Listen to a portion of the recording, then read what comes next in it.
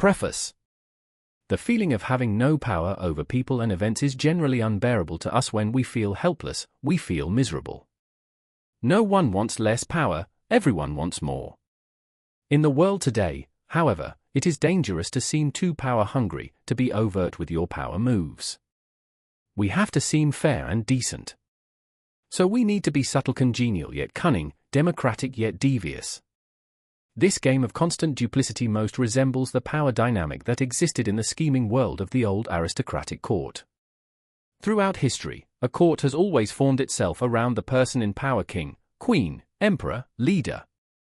The courtiers who filled this court were in an especially delicate position. They had to serve their masters, but if they seemed to fawn, if they curried favor too obviously, the other courtiers around them would notice and would act against them. Attempts to win the master's favor, then, had to be subtle. And even skilled courtiers capable of such subtlety still had to protect themselves from their fellow courtiers, who at all moments were scheming to push them aside. Meanwhile, the court was supposed to represent the height of civilization and refinement. Violent or overt power moves were frowned upon. Courtiers would work silently and secretly against any among them who used force. This was the courtier's dilemma. While appearing the very paragon of elegance, they had to outwit and thwart their own opponents in the subtlest of ways. The successful courtier learned over time to make all of his moves indirect. If he stabbed an opponent in the back, it was with a velvet glove on his hand and the sweetest of smiles on his face. Instead of using coercion or outright treachery, the perfect courtier got his way through seduction, charm, deception, and subtle strategy, always planning several moves ahead. Life in the court was a never-ending game that required constant vigilance and tactical thinking. It was civilized war. Today we face a peculiarly similar paradox to that of the courtier. Everything must appear civilized, decent, democratic, and fair. But if we play by those rules too strictly, if we take them too literally, we are crushed by those around us who are not so foolish. As the great Renaissance diplomat and courtier Niccolo Machiavelli wrote, any man who tries to be good all the time is bound to come to ruin among the great number who are not good. The court imagined itself the pinnacle of refinement, but underneath its glittering surface a cauldron of dark emotions: greed, envy, lust, hatred boiled and simmered. Our world today similarly imagines itself the pinnacle of fairness, yet the same ugly emotions still stir within us, as they have forever. The game is the same. Outwardly, you must seem to respect the niceties, but inwardly, unless you are a fool, you learn quickly to be prudent, and to do as Napoleon advised: place your iron hand inside a velvet glove. If, like the courtier of times gone by, you can master the arts of indirection, learning to seduce, charm, deceive, and subtly outmaneuver your opponents, you will attain the heights of power. You will be able to make people bend to your will without their realizing what you have done. And if they do not realize what you have done, they will neither resent nor resist you. To some people the notion of consciously playing power games, no matter how indirect, seems evil, a relic of the past. They believe they can opt out of the game by behaving in ways that have nothing to do with power. You must beware of such people, for while they express such opinions outwardly, they are often among the most adept players at power.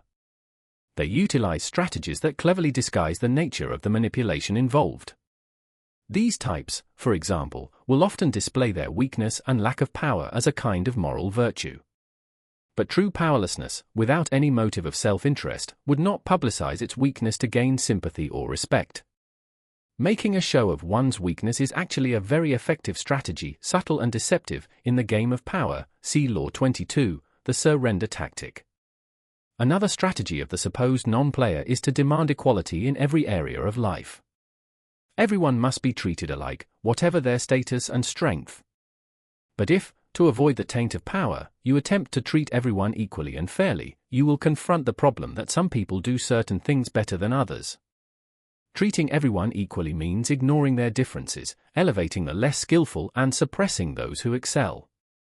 Again, many of those who behave this way are actually deploying another power strategy, redistributing people's rewards in a way that they determine.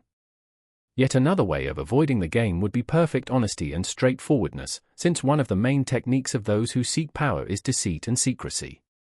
But being perfectly honest will inevitably hurt and insult a great many people, some of whom will choose to injure you in return. No one will see your honest statement as completely objective and free of some personal motivation. And they will be right. In truth, the use of honesty is indeed a power strategy, intended to convince people of one's noble, good-hearted, selfless character. It is a form of persuasion, even a subtle form of coercion. Finally, those who claim to be non-players may affect an air of naivete to protect them from the accusation that they are after power. Beware again, however, for the appearance of naivete can be an effective means of deceit. See Law 21, seem dumber than your mark. And even genuine naivete is not free of the snares of power. Children may be naive in many ways, but they often act from an elemental need to gain control over those around them. Children suffer greatly from feeling powerless in the adult world, and they use any means available to get their way. Genuinely innocent people may still be playing for power, and are often horribly effective at the game, since they are not hindered by reflection. Once again, those who make a show or display of innocence are the least innocent of all.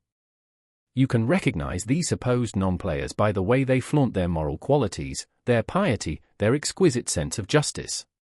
But since all of us hunger for power, and almost all of our actions are aimed at gaining it, the non-players are merely throwing dust in our eyes, distracting us from their power plays with their air of moral superiority. If you observe them closely, you will see in fact that they are often the ones most skillful at indirect manipulation, even if some of them practice it unconsciously. And they greatly resent any publicizing of the tactics they use every day. If the world is like a giant scheming court and we are trapped inside it, there is no use in trying to opt out of the game. That will only render you powerless, and powerlessness will make you miserable. Instead of struggling against the inevitable, instead of arguing and whining and feeling guilty, it is far better to excel at power. In fact, the better you are at dealing with power, the better friend, lover, husband, wife, and person you become. By following the route of the perfect courtier, see Law 24, you learn to make others feel better about themselves, becoming a source of pleasure to them. They will grow dependent on your abilities and desirous of your presence. By mastering the 48 laws in this book, you spare others the pain that comes from bungling with power by playing with fire without knowing its properties. If the game of power is inescapable, better to be an artist than a denier or a bungler. Learning the game of power requires a certain way of looking at the world, a shifting of perspective.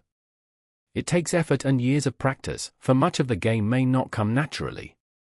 Certain basic skills are required, and once you master these skills, you will be able to apply the laws of power more easily.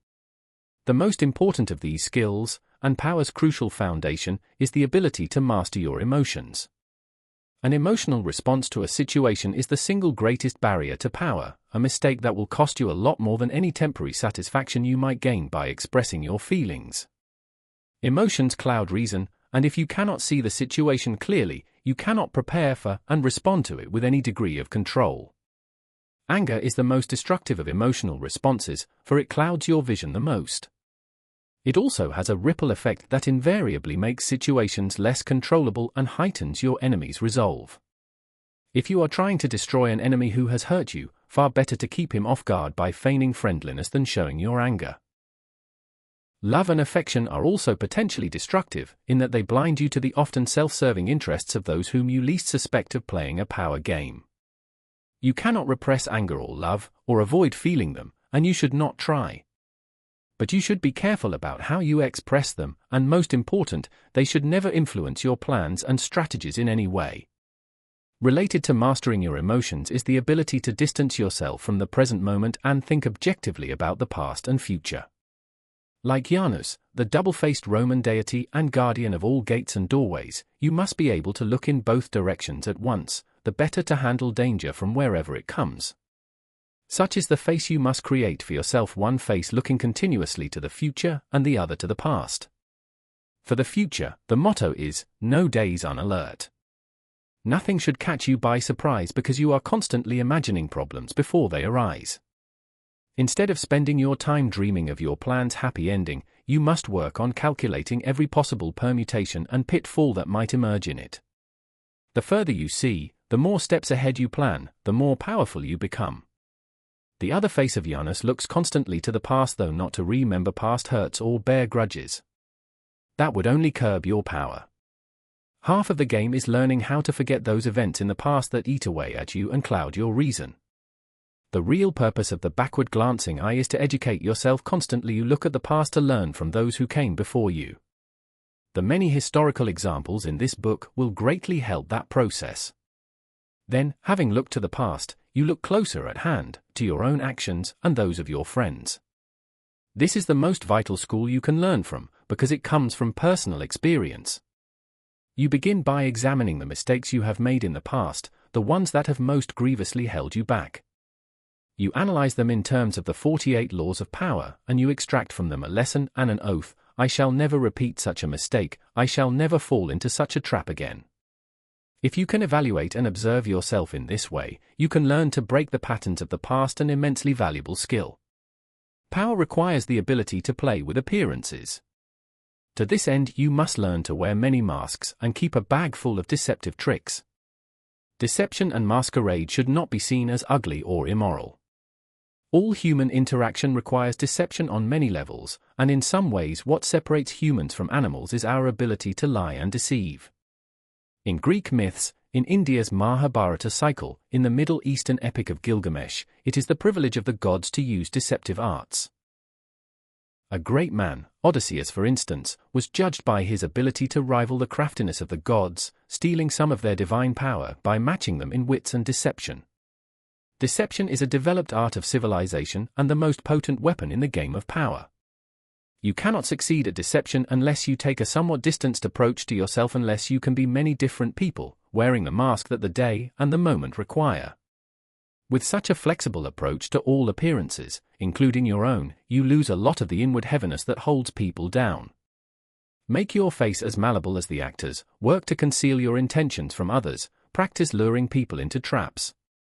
Playing with appearances and mastering arts of deception are among the aesthetic pleasures of life.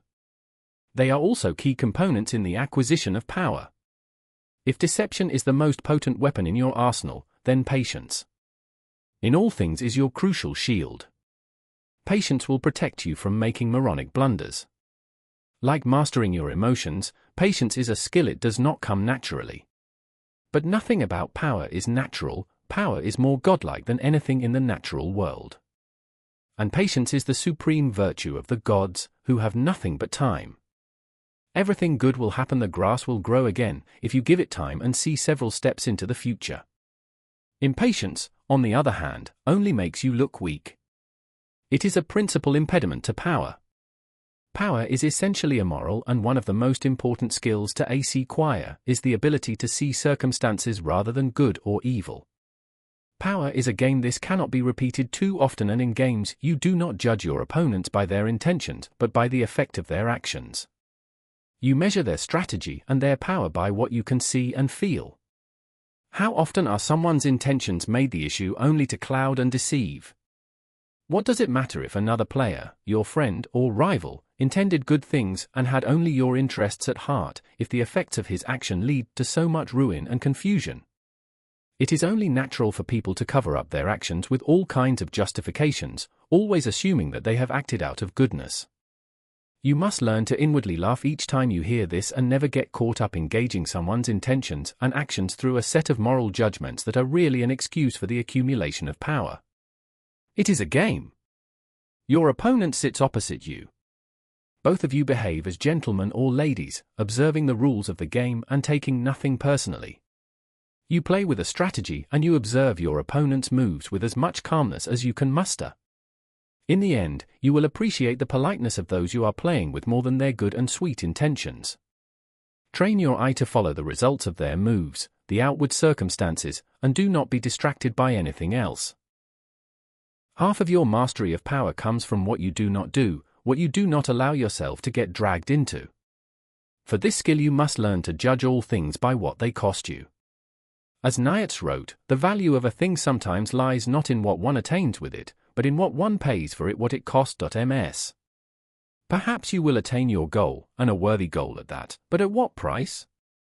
Apply this standard to everything, including whether to collaborate with other people or come to their aid. In the end, life is short, opportunities are few, and you have only so much energy to draw on. And in this sense, time is as important a consideration as any other. Never waste valuable time or mental peace of mind on the affairs of others that is too high a price to pay. Power is a social game. To learn and master it, you must develop the ability to study and understand people. As the great 17th century thinker and courtier Balthasar Gracian wrote, many people spend time studying the properties of animals or herbs. How much more important it would be to study those of people with whom we must live or die. To be a master player, you must also be a master psychologist. You must recognize motivations and see through the cloud of dust with which people surround their actions. An understanding of people's hidden motives is the single greatest piece of knowledge you can have in acquiring power. It opens up endless possibilities of deception, seduction, and manipulation. People are of infinite complexity, and you can spend a lifetime watching them without ever fully understanding them. So it is all the more important, then, to begin your education now. In doing so, you must also keep one principle in mind: never discriminate as to whom you study and whom you trust. Never trust anyone completely and study everyone, including friends and loved ones. Finally, you must learn always to take the indirect route to power. Disguise your cunning. Like a billiard ball that caroms several times before it hits its target, your moves must be planned and developed in the least obvious way. By training yourself to be indirect, you can thrive in the modem court, appearing the paragon of decency while being the consummate manipulator. Consider the 48 Laws of Power, a kind of handbook on the arts of indirection. The laws are based on the writings of men and women who have studied and mastered the game of power. These writings span a period of more than 3,000 years and were created in civilizations as disparate as ancient China and Renaissance Italy, yet they share common threads and themes, together hinting at an essence of power that has yet to be fully articulated. The 48 Laws of Power are the distillation of this accumulated wisdom, gathered from the writings of the most illustrious strategists: Sun Tzu, Clausewitz, statesmen, Bismarck, Talleyrand, courtiers, Castiglione, Grocchi.in, seducers, Ninon de Lenclos, Casanova, and con artists, Yellow Kid Vile, in history. The laws have a simple premise: certain actions almost always increase one's power, the observance of the law, while others decrease it and even ruin us, the transgression of the law. These transgressions and observances are illustrated by historical examples. The laws are timeless and definitive. The 48 Laws of Power can be used in several ways. By reading the book straight through, you can learn about power in general. Although several of the laws may seem not to pertain directly to your life, in time you will probably find that all of them have some application, and that in fact they are interrelated. By getting an overview of the entire subject, you will best be able to evaluate your own past actions and gain a greater degree of control over your immediate affairs. A thorough reading of the book will inspire thinking and re-evaluation long after you finish it. The book has also been designed for browsing and for examining the law that seems at that particular moment most pertinent to you. Say you are experiencing problems with a superior and cannot understand why your efforts have not led to more gratitude or a promotion. Several laws specifically address the master-underling relationship, and you are almost certainly transgressing one of them. By browsing the initial paragraphs for the 48 laws in the table of contents, you can identify the pertinent law. Finally, the book can be browsed through and picked apart for entertainment, for an enjoyable ride through the foibles and great deeds of our predecessors in power. A warning, however, to those who use the book for this purpose: it might be better to turn back. Power is endlessly seductive and deceptive in its own way. It is a labyrinth. Your mind becomes consumed with solving its infinite problems, and you soon realize how pleasantly lost you have become. In other words, it becomes most amusing by taking it seriously. Do not be frivolous with such a critical matter. The gods of power frown on the frivolous. They give ultimate satisfaction only to those who study and reflect, and punish those who skim the surfaces looking for a good time. Law 1. Never outshine the master. Judgment. Always make those above you feel comfortably superior. In your desire to faze and impress them, do not go too jar in displaying your talents, or you might accomplish the opposite: inspire fear and insecurity. Make your masters appear more brilliant than they are, and you will attain the heights of power. Transgression of the law. Nicolas Fouquet, Louis XIV's finance minister in the first years of his reign, was a generous man who loved lavish parties, pretty women, and poetry. He also loved money, for he led an extravagant lifestyle. Fouquet was clever and very much indispensable to the king, so when the Prime Minister, Jules Mazarin, died in 1661, the finance minister expected to be named the successor. Instead, the king decided to abolish the position. This and other signs made Fouquet suspect that he was falling out of favor, and so he decided to ingratiate himself with the king by staging the most spectacular party the world had ever seen. The party's ostensible purpose would be to commemorate the completion of Fouquet's chateau, Vaux-le-Vicomte, but its real function was to pay tribute to the king, the guest of honor. The most brilliant nobility of Europe and some of the greatest minds of the time, La Fontaine, La Rochefoucauld, Madame de Sévigné, attended the party. Molière wrote a play for the occasion, in which he himself was to perform at the evening's conclusion. The party began with a lavish 7-course dinner, featuring foods from the Orient never before tasted in France, as well as new dishes created especially for the night. The meal was accompanied with music commissioned by Fouquet to honor the king. After dinner, there was a promenade through the chateau's gardens. The grounds and fountains of Vaux-le-Vicomte were to be the inspiration for Versailles. Fouquet personally accompanied the young king through the geometrically aligned arrangements of shrubbery and flower beds. Arriving at the garden's canals, they witnessed a fireworks display, which was followed by the performance of Molière's play. The party ran well into the night, and everyone agreed it was the most amazing affair they had ever attended. The next day, Fouquet was arrested by the king's head musketeer, D'Artagnan. 3 months later, he went on trial for stealing from the country's treasury. Actually, most of the stealing he was accused of he had done on the king's behalf and with the king's permission. Fouquet was found guilty and sent to the most isolated prison in France, high in the Pyrenees Mountains, where he spent the last 20 years of his life in solitary confinement. Interpretation. Louis XN, the Sun King, was a proud and arrogant man who wanted to be the center of attention at all times. He could not countenance being outdone in lavishness by anyone, and certainly not his finance minister. To succeed Fouquet, Louis chose Jean-Baptiste Colbert, a man famous for his parsimony and for giving the dullest parties in Paris. Colbert made sure that any money liberated from the treasury went straight into Louis's hands. With the money, Louis built a palace even more magnificent than Fouquet's the glorious Palace of Versailles. He used the same architects, decorators, and garden designer. And at Versailles, Louis hosted parties even more extravagant than the one that cost Fouquet his freedom. Let us examine the situation. The evening of the party, as Fouquet presented spectacle on spectacle to Louis, each more magnificent than the one before, he imagined the affair as demonstrating his loyalty and devotion to the king. Not only did he think the party would put him back in the king's favor, he thought it would show his good taste, his connections, and his popularity, making him indispensable to the king and demonstrating that he would make an excellent prime minister. Instead, however, each new spectacle, each appreciative smile bestowed by the guests on Fouquet, made it seem to Louis that his own friends and subjects were more charmed by the finance minister than by the king himself, and that Fouquet was actually flaunting his wealth and power. Rather than flattering Louis XIV, Fouquet's elaborate party offended the king's vanity. Louis would not admit this to anyone. Of course, instead, he found a convenient excuse to rid himself of a man who had inadvertently made him feel insecure. Such is the fate, in some form or other, of all those who unbalance the master's sense of self, poke holes in his vanity, or make him doubt his preeminence. Observance of the law. In the early 1600s, the Italian astronomer and mathematician Galileo found himself in a precarious position. He depended on the generosity of great rulers to support his research, and so, like all Renaissance scientists, he would sometimes make gifts of his inventions and discoveries to the leading patrons of the time. Once, for instance, he presented a military compass he had invented to the Duke of Gonzaga. Then he dedicated a book explaining the use of the compass to the Medicis. Both rulers were grateful, and through them Galileo was able to find more students to teach. No matter how great the discovery, however, his patrons usually paid him with gifts, not cash. This made for a life of constant insecurity and dependence.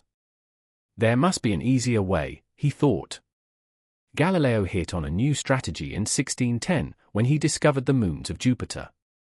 Instead of dividing the discovery among his patrons, giving one the telescope he had used, dedicating a book to another, and so on as he had done in the past, he decided to focus exclusively on the Medicis.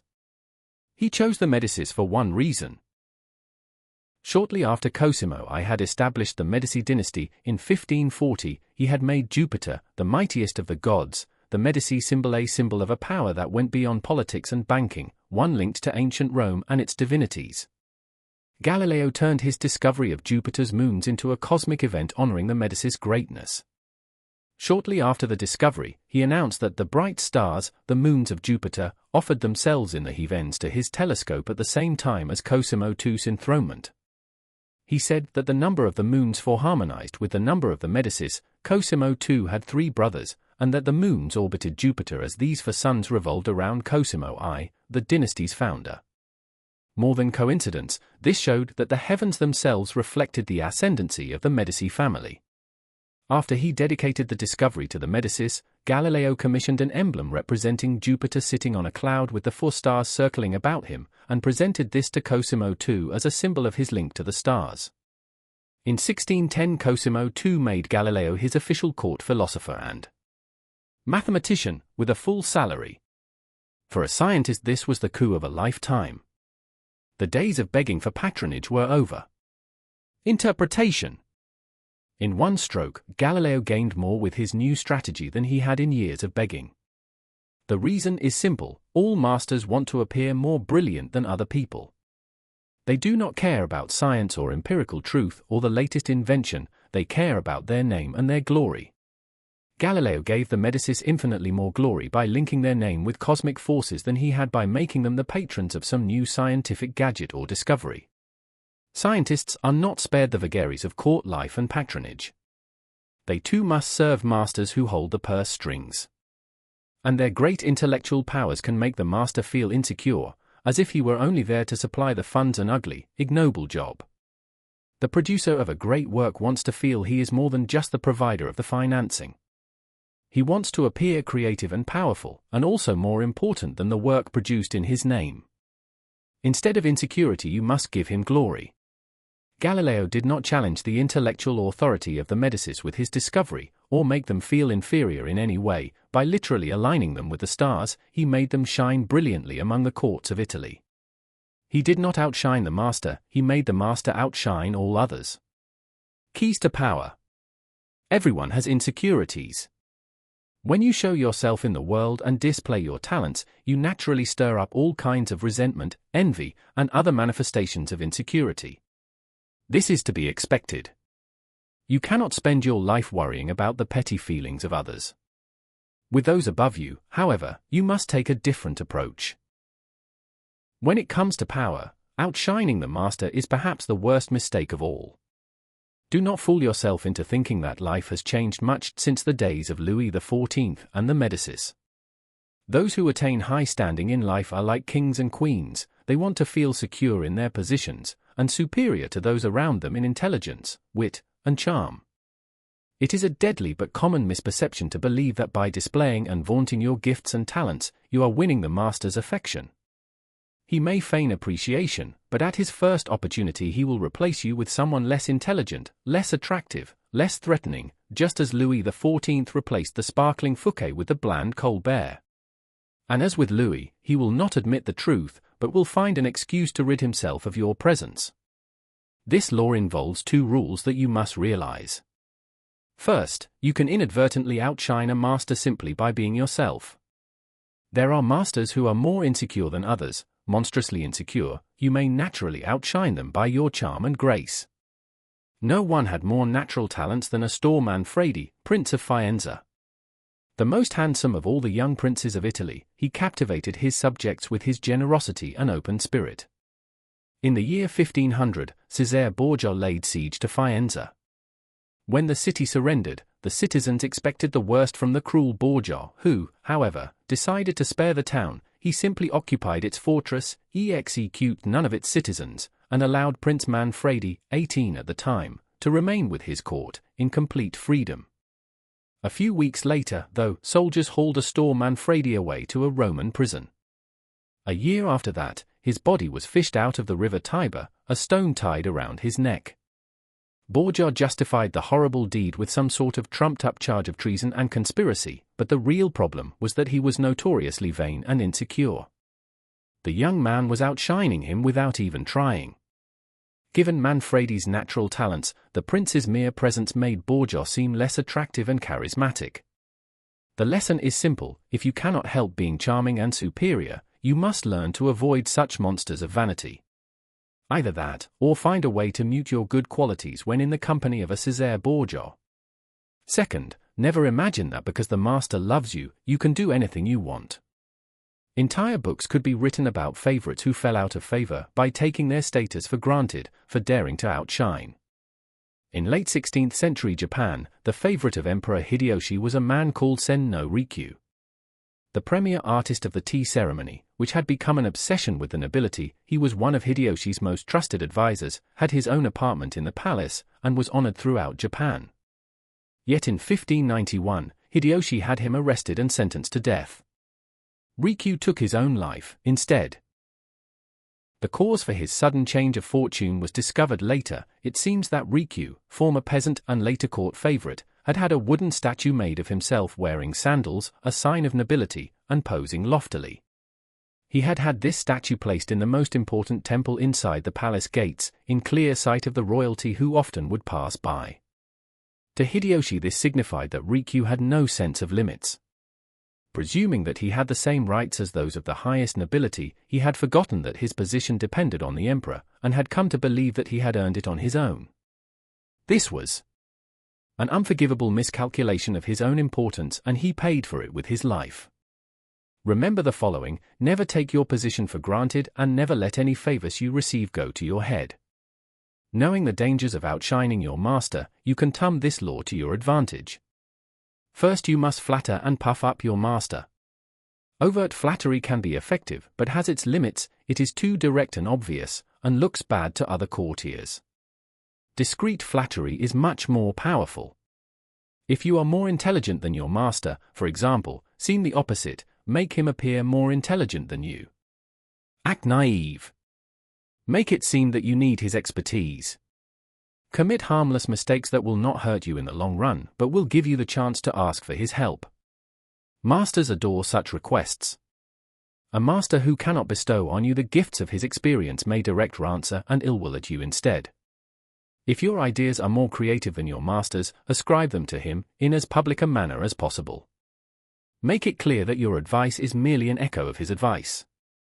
If you surpass your master in wit, it is okay to play the role of the court jester, but do not make him appear cold and surly by comparison.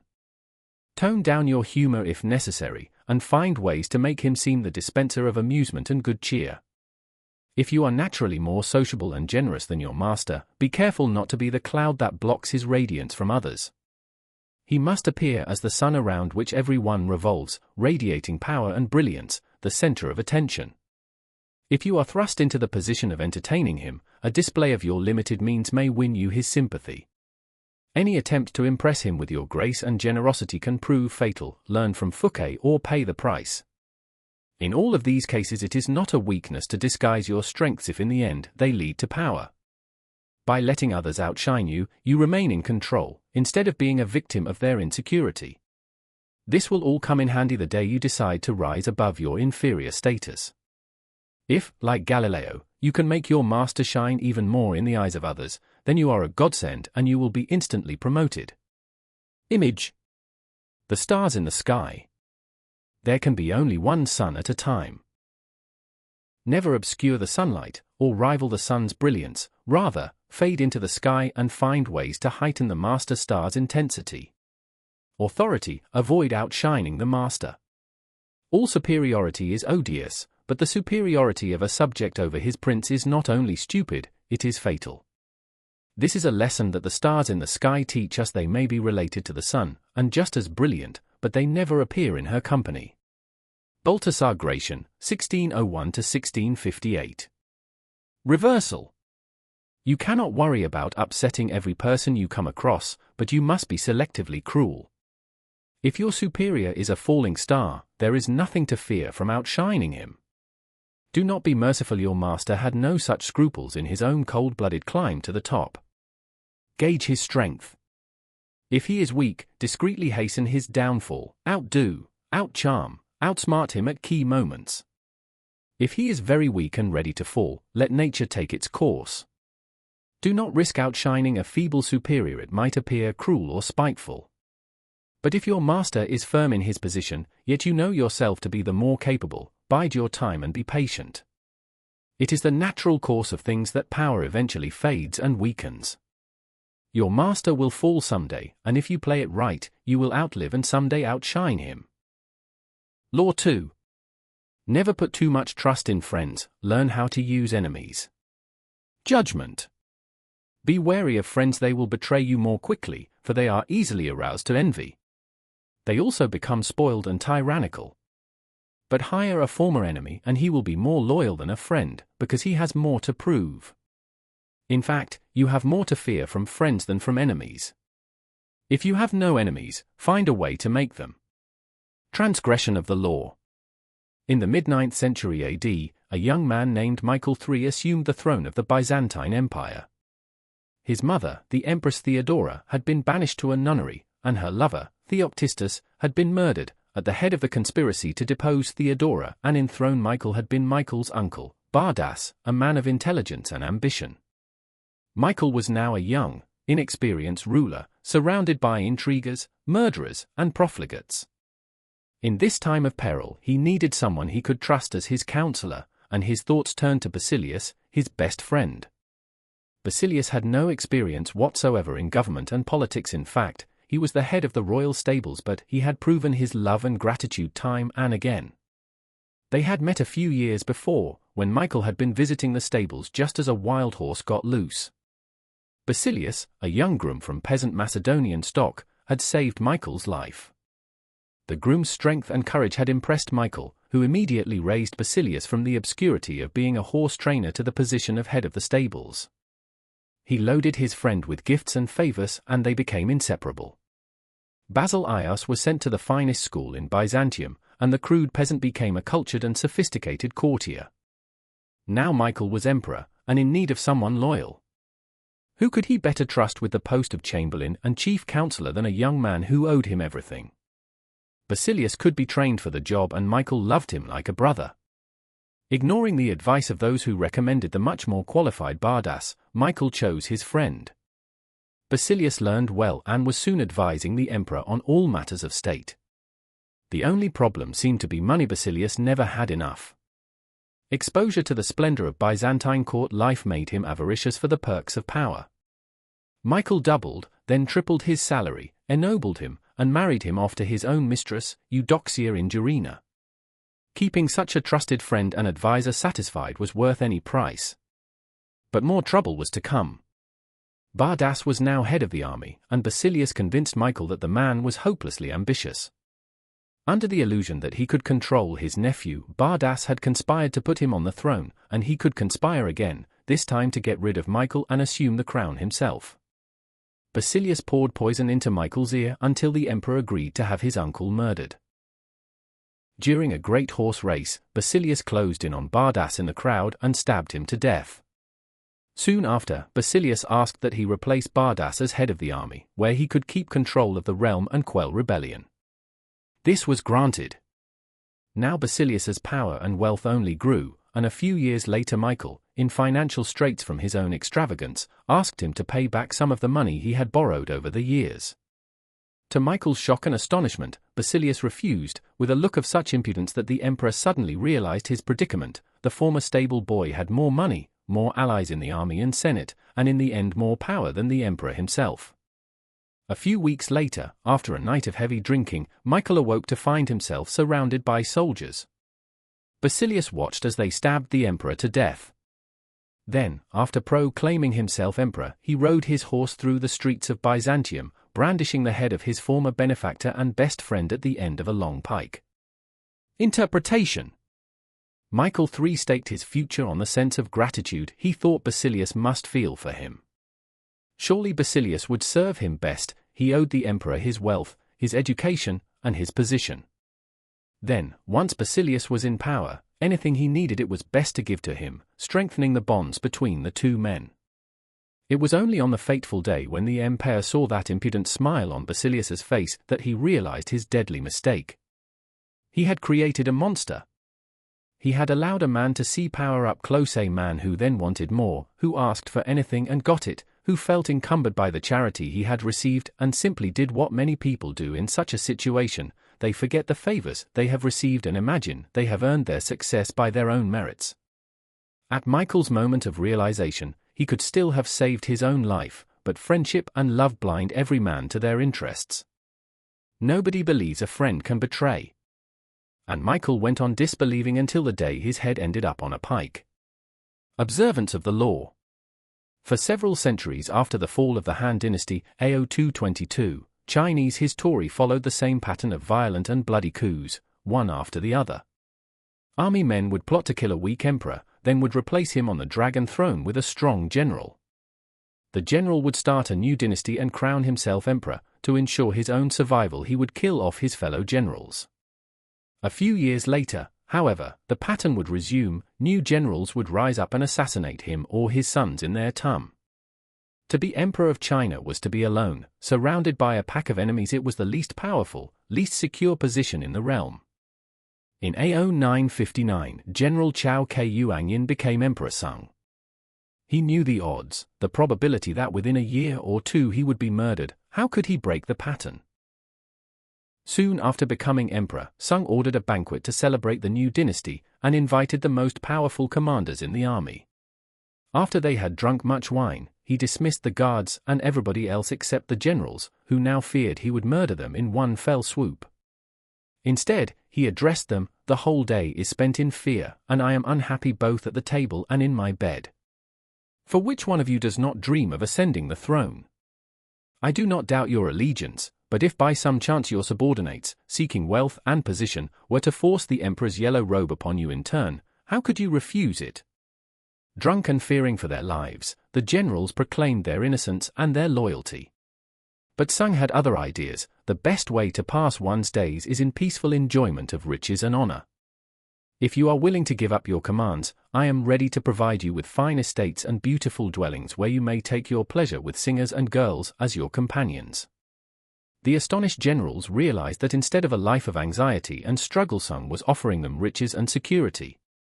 The next day, all of the generals tendered their resignations, and they retired as nobles to the estates that Sung bestowed on them. In one stroke, Sung turned a pack of friendlier wolves, who would likely have betrayed him, into a group of docile lambs, far from all power. Over the next few years, Sung continued his campaign to secure his rule. In AD 971, King Liu of the southern Han finally surrendered to him after years of rebellion. To Liu's astonishment, Sung gave him a rank in the imperial court and invited him to the palace to seal their newfound friendship with wine. As King Liu took the glass that Sung offered him, he hesitated, fearing it contained poison. "Your subjects' crimes certainly merit death," he cried out, "but I beg your majesty to spare your subject's life. Indeed, I dare not drink this wine." Emperor Sung laughed, took the glass from Liu, and swallowed it himself. There was no poison. From then on, Liu became his most trusted and loyal friend. At the time, China had splintered into many smaller kingdoms. When Chian-Shu, the king of one of these, was defeated, Sung's ministers advised the emperor to lock this rebel up. They presented documents proving that he was still conspiring to kill Sung. When Chian-Shu came to visit the emperor, however, instead of locking him up, Sung honored him. He also gave him a package, which he told the former king to open when he was halfway home. Chian-Shu opened the bundle on his return journey and saw that it contained all the papers documenting his conspiracy. He realized that Sung knew of his murderous plans, yet had spared him nonetheless. This generosity won him over, and he too became one of Sung's most loyal vassals. Interpretation. A Chinese proverb compares friends to the jaws and teeth of a dangerous animal. If you are not careful, you will find them chewing you up. Emperor Sung knew the jaws he was passing between when he assumed the throne. His friends in the army would chew him up like meat, and if he somehow survived, his friends in the government would have him for supper. Emperor Sung would have no truck with friends. He bribed his fellow generals with splendid estates and kept them far away. This was a much better way to emasculate them than killing them, which would only have led other generals to seek vengeance. And Sung would have nothing to do with friendly ministers. More often than not, they would end up drinking his famous cup of poisoned wine. Instead of relying on friends, Sung used his enemies, one after the other, transforming them into far more reliable subjects. While a friend expects more and more favors, and seethes with jealousy, these former enemies expected nothing and got everything.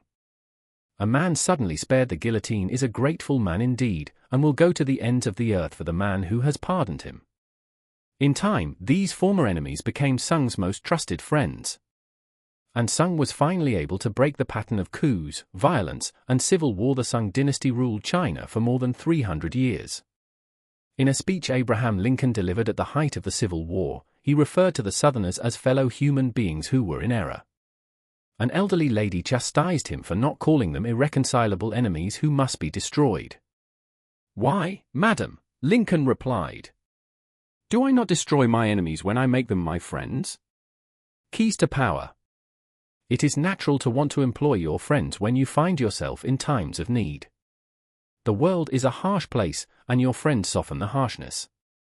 Besides, you know them. Why depend on a stranger when you have a friend at hand? The problem is that you often do not know your friends as well as you imagine. Friends often agree on things in order to avoid an argument. They cover up their unpleasant qualities so as to not offend each other. They laugh extra hard at each other's jokes. Since honesty rarely strengthens friendship, you may never know how a friend truly feels.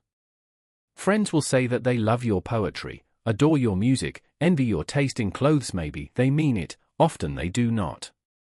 When you decide to hire a friend, you gradually discover the qualities he or she has kept hidden. Strangely enough, it is your act of kindness that unbalances everything. People want to feel they deserve their good fortune. The receipt of a favor can become oppressive. It means you have been chosen because you are a friend, not necessarily because you are deserving. There is almost a touch of condescension in the act of hiring friends that secretly afflicts them. The injury will come out slowly, a little more honesty, flashes of resentment and envy here and there, and before you know it your friendship fades. The more favors and gifts you supply to revive the friendship, the less gratitude you receive. Ingratitude has a long and deep history. It has demonstrated its powers for so many centuries that it is truly amazing that people continue to underestimate them. Better to be wary. If you never expect gratitude from a friend, you will be pleasantly surprised when they do prove grateful. The problem with using or hiring friends is that it will inevitably limit your power. The friend is rarely the one who is most able to help you, and in the end, skill and competence are far more important than friendly feelings. Michael III had a man right under his nose who would have steered him right and kept him alive. That man was Bardas. All working situations require a kind of distance between people. You are trying to work, not make friends. Friendliness, real or false, only obscures that fact. The key to power, then, is the ability to judge who is best able to further your interests in all situations. Keep friends for friendship, but work with the skilled and competent. Your enemies, on the other hand, are an untapped gold mine that you must learn to exploit. When Talleyrand, Napoleon's foreign minister, decided in 1807 that his boss was leading France to ruin, and the time had come to turn against him, he understood the dangers of conspiring against the emperor. He needed a partner, a confederate. What friend could he trust in such a project? He chose Joseph Fouché, head of the secret police, his most hated enemy, a man who had even tried to have him assassinated. He knew that their former hatred would create an opportunity for an emotional reconciliation. He knew that Fouché would expect nothing from him, and in fact would work to prove that he was worthy of Talleyrand's choice. A person who has something to prove will move mountains for you. Finally, he knew that his relationship with Fouché would be based on mutual self-interest, and would not be contaminated by personal feeling. The selection proved perfect. Although the conspirators did not succeed in toppling Napoleon, the union of such powerful but unlikely partners generated much interest in the cause. Opposition to the emperor slowly began to spread. And from then on, Talleyrand and Fouché had a fruitful working relationship. Whenever you can, bury the hatchet with an enemy, and make a point of putting him in your service. As Lincoln said, you destroy an enemy when you make a friend of him. In 1971, during the Vietnam War, Henry Kissinger was the target of an unsuccessful kidnapping attempt, a conspiracy involving, among others, the renowned anti-war activist priests the Berrigan brothers, 4 more Catholic priests, and 4 nuns. In private, without informing the Secret Service or the Justice Department, Kissinger arranged a Saturday morning meeting with 3 of the alleged kidnappers. Explaining to his guests that he would have most American soldiers out of Vietnam by mid-1972, he completely charmed them. They gave him some kidnapped Kissinger but tons, and one of them remained a friend of his for years, visiting him on several occasions. This was not just a one-time ploy. Kissinger made a Paul icy of working with those who disagreed with him. Colleagues commented that he seemed to get along better with his enemies than with his friends. Without enemies around us, we grow lazy. An enemy at our heels sharpens our wits, keeping us focused and alert. It is sometimes better, then, to use enemies as enemies rather than transforming them into friends or allies. Mao Tse-tung saw conflict as key in his approach to power. In 1937 the Japanese invaded China, interrupting the civil war between Mao's communists and their enemy, the nationalists. Fearing that the Japanese would wipe them out, some communist leaders advocated leaving the nationalists to fight the Japanese and using the time to recuperate. Mao disagreed. The Japanese could not possibly defeat and occupy a vast country like China for long. Once they left, the communists would have grown rusty if they had been out of combat for several years, and would be ill-prepared to reopen their struggle with the nationalists. To fight a formidable foe like the Japanese, in fact, would be the perfect training for the communists' ragtag army. Mao's plan was adopted, and it worked. By the time the Japanese finally retreated, the communists had gained the fighting experience that helped them defeat the nationalists. Years later, a Japanese visitor tried to apologize to Mao for his country's invasion of China. Mao interrupted, "Should I not thank you instead?" Without a worthy opponent, he explained, a man or group cannot grow stronger. Mao's strategy of constant conflict has several key components. First, be certain that in the long run you will emerge victorious. Never pick a fight with someone you are not sure you can defeat, as Mao knew the Japanese would be defeated in time. Second, if you have no apparent enemies, you must sometimes set up a convenient target, even turning a friend into an enemy. Mao used this tactic time and again in politics. Third, use such enemies to define your cause more clearly to the public, even framing it as a struggle of good against evil. Mao actually encouraged China's disagreements with the Soviet Union and the United States. Without clear-cut enemies, he believed, his people would lose any sense of what Chinese communism meant. A sharply defined enemy is a far stronger argument for your side than all the words you could possibly put together. Never let the presence of enemies upset or distress you. You are far better off with a declared opponent or two than not knowing where your real enemies lie. The man of power welcomes conflict, using enemies to enhance his reputation as a sure-footed fighter who can be relied upon in times of uncertainty. Reversal. Although it is generally best not to mix work with friendship, there are times when a friend can be used to greater effect than an enemy. A man of power, for example, often has dirty work that has to be done, but for the sake of appearances it is generally preferable to have other people do it for him. Friends often do this the best, since their affection for him makes them willing to take chances. Also, if your plans go awry for some reason, you can use a friend as a convenient scapegoat.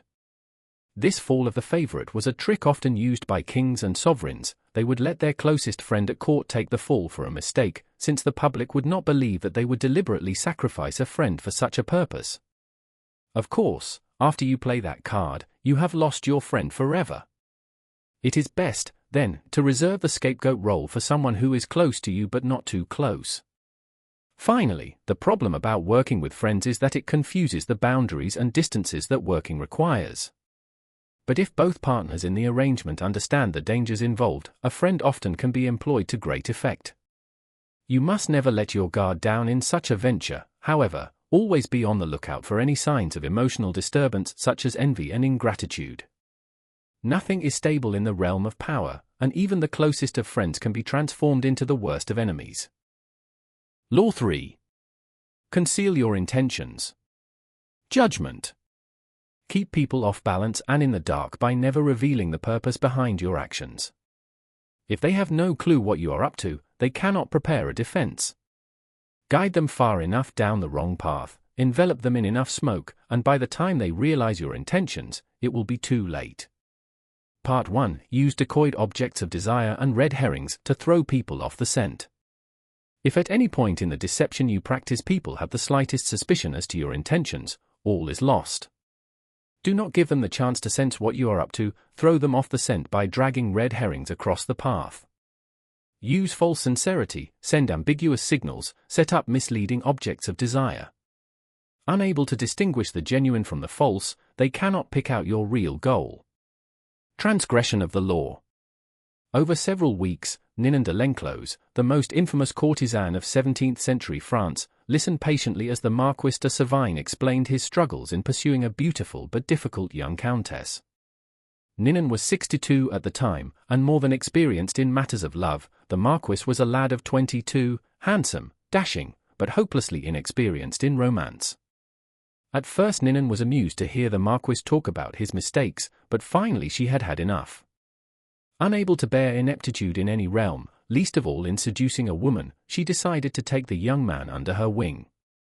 First, he had to understand that this was war, and that the beautiful countess was a citadel to which he had to lay siege as carefully as any general. Every step had to be planned and executed with the utmost attention to detail and nuance. Instructing the Marquis to start over, Ninon told him to approach the countess with a bit of distance, an air of nonchalance. The next time the two were alone together, she said, he would confide in the countess as would a friend but not a potential lover. This was to throw her off the scent. The countess was no longer to take his interest in her for granted. Perhaps he was only interested in friendship. Ninon planned ahead. Once the countess was confused, it would be time to make her jealous. At the next encounter, at a major fete in Paris, the Marquis would show up with a beautiful young woman at his side. This beautiful young woman had equally beautiful friends, so that wherever the countess would now see the Marquis, he would be surrounded by the most stunning young women in Paris. Not only would the countess be seething with jealousy, she would come to see the Marquis as someone who was desired by others. It was hard for Ninon to make the Marquis understand, but she patiently explained that a woman who is interested in a man wants to see that other women are interested in him, too. Not only does that give him instant value, it makes it all the more satisfying to snatch him from their clutches. Once the countess was jealous but intrigued, it would be time to beguile her. On Ninon's instructions, the Marquis would fail to show up at affairs where the countess expected to see him. Then, suddenly, he would appear at salons he had never frequented before, but that the countess attended often. She would be unable to predict his moves. All of this would push her into the state of emotional confusion that is a prerequisite for successful seduction. These moves were executed, and took several weeks. Ninon monitored the Marquis's progress. Through her network of spies, she heard how the countess would laugh a little harder at his witticisms, listen more closely to his stories. She heard that the countess was suddenly asking questions about him. Her friends told her that at social affairs the countess would often look up at the Marquis, following his steps. Ninon felt certain that the young woman was falling under his spell. It was a matter of weeks now, maybe a month or two, but if all went smoothly, the citadel would fall. A few days later the Marquis was at the countess's home. They were alone. Suddenly he was a different man, this time acting on his own impulse. Rather than following Ninon's instructions, he took the countess's hands and told her he was in love with her. The young woman seemed confused, a reaction he did not expect. She became polite, then excused herself. For the rest of the evening she avoided his eyes, was not there to say good night to him. The next few times he visited he was told she was not at home. When she finally admitted him again, the two felt awkward and uncomfortable with each other. The spell was broken. Interpretation. Ninon de l'Enclos knew everything about the art of love. The greatest writers, thinkers, and politicians of the time had been her lovers, men like La Rochefoucauld, Molière, and Richelieu. Seduction was a game to her, to be practiced with skill. As she got older, and her reputation grew, the most important families in France would send their sons to her to be instructed in matters of love. Ninan knew that men and women are very different, but when it comes to seduction they feel the same. Deep down inside, they often sense when they are being seduced, but they give in because they enjoy the feeling of being led along. It is a pleasure to let go, and to allow the other person to deter you into a strange country. Everything in seduction, however, depends on suggestion. You cannot announce your intentions or reveal them directly in words. Instead, you must throw your targets off the scent. To surrender to your guidance, they must be appropriately confused. You have to scramble your signals, appear interested in another man or woman, the decoy, then hint at being interested in the target, then feign indifference, on and on. Such patterns not only confuse, they excite. Imagine this story from the Countess's perspective. After a few of the Marquis's moves, she sensed the Marquis was playing some sort of game, but the game delighted her. She did not know where he was leading her, but so much the better. His moves intrigued her, each of them keeping her waiting for the next one. She even enjoyed her jealousy and confusion, for sometimes any emotion is better than the boredom of security. Perhaps the Marquis had ulterior motives, most men do. But she was willing to wait and see, and probably if she had been made to wait long enough, what he was up to would not have mattered. The moment the Marquis uttered that fatal word love, however, all was changed. This was no longer a game with moves, it was an artless show of passion. His intention was revealed, he was seducing her. This put everything he had done in a new light. All that before had been charming now seemed ugly and conniving. The Countess felt embarrassed and used. A door closed that would never open again. Observance of the law. In 1850 the young Otto von Bismarck, then a 35-year-old deputy in the Prussian parliament, was at a turning point in his career. The issues of the day were the unification of the many states, including Prussia, into which Germany was then divided, and a war against Austria, the powerful neighbor to the south that hoped to keep the Germans weak and at odds, even threatening to intervene if they tried to unite. Prince William, next in line to be Prussia's king, was in favor of going to war, and the parliament rallied to the cause, prepared to back any mobilization of troops. The only ones to oppose war were the present king, Frederick William IV, and his ministers, who preferred to appease the powerful Austrians. Throughout his career, Bismarck had been a loyal, even passionate supporter of Prussian might and power. He dreamed of German unification, of going to war against Austria and humiliating the country that for so long had kept Germany divided. A former soldier, he saw warfare as a glorious business. This, after all, was the man who years later would say, the great questions of the time will be decided, not by speeches and resolutions, but by iron and blood. Passionate patriot and lover of military glory, Bismarck nevertheless gave a speech in Parliament at the height of the war fever that astonished all who heard it. "Woe unto the statesman," he said, "who makes war without a reason that will still be valid when the war is over. After the war, you will all look differently at these questions. Will you then have the courage to come to the peasant contemplating the ashes of his farm, to the man who has been crippled, to the father who has lost his children?" Not only did Bismarck go on to talk of the madness of this war, but, strangest of all, he praised Austria and defended her actions. This went against everything he had stood for. The consequences were immediate. Bismarck was against the war. What could this possibly mean? Other deputies were confused, and several of them changed their votes. Eventually, the king and his ministers won out, and war was averted. A few weeks after Bismarck's infamous speech, the king, grateful that he had spoken for peace, made him a cabinet minister. A few years later he became the Prussian premier. In this role he eventually led his country and a peace-loving king into a war against Austria, crushing the former empire and establishing a mighty German state, with Prussia at its head. Interpretation. At the time of his speech in 1850, Bismarck made several calculations. First, he sensed that the Prussian military, which had not kept pace with other European armies, was unready for war. That Austria, in fact, might very well win, a disastrous result for the future. Second, if the war were lost and Bismarck had supported it, his career would be gravely jeopardized. The king and his conservative ministers wanted peace, Bismarck wanted power. The answer was to throw people off the scent by supporting a cause he detested, saying things he would laugh at if said by another. A whole country was fooled. It was because of Bismarck's speech that the king made him a minister, a position from which he quickly rose to be prime minister, attaining the power to strengthen the Prussian military and accomplish what he had wanted all along, the humiliation of Austria and the unification of Germany under Prussia's leadership. Bismarck was certainly one of the cleverest statesmen who ever lived, a master of strategy and deception. No one suspected what he was up to in this case. Had he announced his real intentions, arguing that it was better to wait now and fight later, he would not have won the argument, since most Prussians wanted war at that moment and mistakenly believed that their army was superior to the Austrians. Had he played up to the king, asking to be made a minister in exchange for supporting peace, he would not have succeeded either. The king would have distrusted his ambition and doubted his sincerity. By being completely insincere and sending misleading signals, however, he deceived everyone, concealed his purpose, and attained everything he wanted. Such is the power of hiding your intentions. Keys to power. Most people are open books. They say what they feel, blurt out their opinions at every opportunity, and constantly reveal their plans and intentions. They do this for several reasons.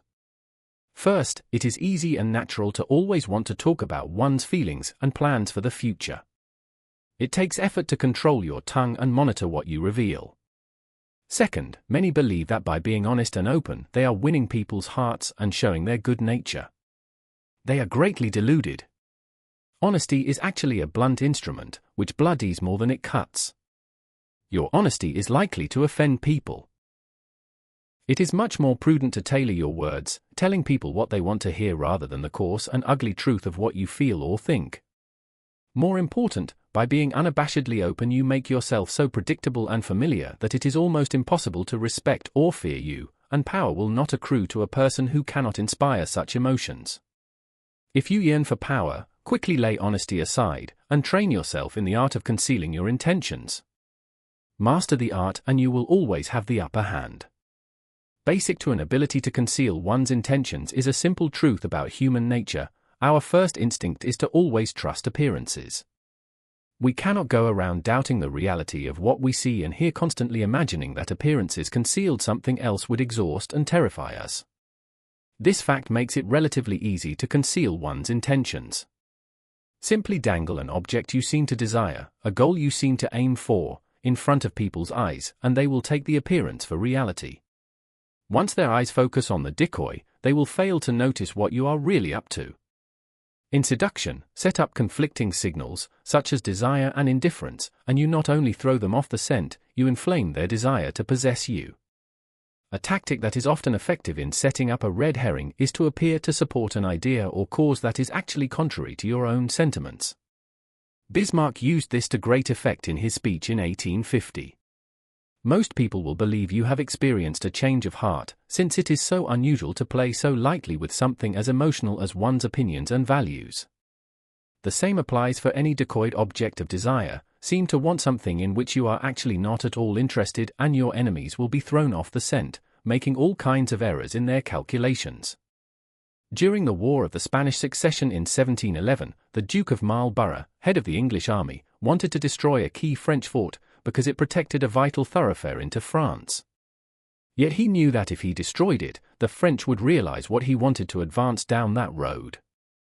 Instead, then, he merely captured the fort, and garrisoned it with some of his troops, making it appear as if he wanted it for some purpose of his own. The French attacked the fort and the Duke let them recapture it.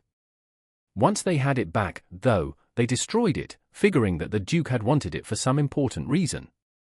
Now that the fort was gone, the road was unprotected, and Marlborough could easily march into France. Use this tactic in the following manner: hide your intentions not by closing up, with the risk of appearing secretive and making people suspicious, but by talking endlessly about your desires and goals, just not your real ones. You will kill 3 birds with 1 stone: you appear friendly, open, and trusting, you conceal your intentions. And you send your rivals on time-consuming wild goose chases. Another powerful tool in throwing people off the scent is false sincerity. People easily mistake sincerity for honesty. Remember, their first instinct is to trust appearances, and since they value honesty and want to believe in the honesty of those around them, they will rarely doubt you or see through your act. Seeming to believe what you say gives your words great weight. This is how ego deceived and destroyed Othello, given the depth of his emotions, the apparent sincerity of his concerns about Desdemona's supposed infidelity. How could Othello distrust him? This is also how the great con artist Yellow Kid Vile pulled the wool over suckers' eyes, seeming to believe so deeply in the decoyed object he was dangling in front of them, a phony stock, a touted racehorse, he made its reality hard to doubt. It is important, of course, not to go too far in this area. Sincerity is a tricky tool, appear over-passionate and you raise suspicions. Be measured and believable or your ruse will seem the put on that it is. To make your false sincerity an effective weapon in concealing your intentions, espouse a belief in honesty and forthrightness as important social values. Do this as publicly as possible. Emphasize your position on this subject by occasionally divulging some heartfelt thought, though only one that is actually meaningless or irrelevant, of course. Napoleon's minister Talleyrand was a master at taking people into his confidence by revealing some apparent secret. This feigned confidence a decoy would then elicit a real confidence on the other person's part. Remember, the best deceivers do everything they can to cloak their roguish qualities. They cultivate an air of honesty in one area to disguise their dishonesty in others. Honesty is merely another decoy in their arsenal of weapons. Part 2. Use smoke screens to disguise your actions. Deception is always the best strategy, but the best deceptions require a screen of smoke to distract people's attention from your real purpose. The bland exterior, like the unreadable poker face, is often the perfect smoke screen, hiding your intentions behind the comfortable and familiar. If you lead the sucker down a familiar path, he won't catch on when you lead him into a trap. Observance of the law. In 1910, a Mr. Sam Giesel of Chicago sold his warehouse business for close to $1 million. He settled down to semi-retirement and the managing of his many properties, but deep inside he itched for the old days of deal-making. One day a young man named Joseph Vile visited his office, wanting to buy an apartment he had up for sale. Giesel explained the terms. The price was $8,000, but he only required a down payment of $2,000. Vile said he would sleep on it, but he came back the following day and offered to pay the full $8,000 in cash if Giesel could wait a couple of days until a deal Vile was working on came through. Even in semi-retirement, a clever businessman like Giesel was curious as to how Vile would be able to come up with so much cash, roughly $150,000 today, so quickly. Vile seemed reluctant to say, and quickly changed the subject, but Giesel was persistent. Finally, after assurances of confidentiality, Vile told Giesel the following story. Vile's uncle was the secretary to a coterie of multimillionaire financiers. These wealthy gentlemen had purchased a hunting lodge in Michigan 10 years ago, at a cheap price. They had not used the lodge for a few years, so they had decided to sell it and had asked Vile's uncle to get whatever he could for it. For good reasons of his own, the uncle had been nursing a grudge against the millionaires for years. This was his chance to get back at them. He would sell the property for $35,000 to a set-up man whom it was Vile's job to find. The financiers were too wealthy to worry about this low price. The set-up man would then come around and sell the property again for its real price, around $155,000. The uncle, Vile, and the third man would split the profits from this second sale.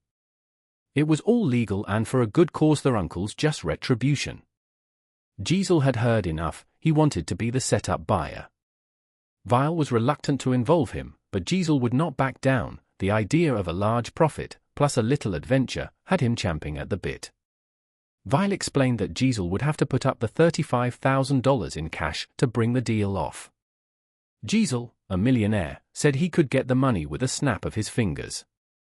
Vile finally relented and agreed to arrange a meeting between the uncle, Giesel, and the financiers, in the town of Galesburg, Illinois.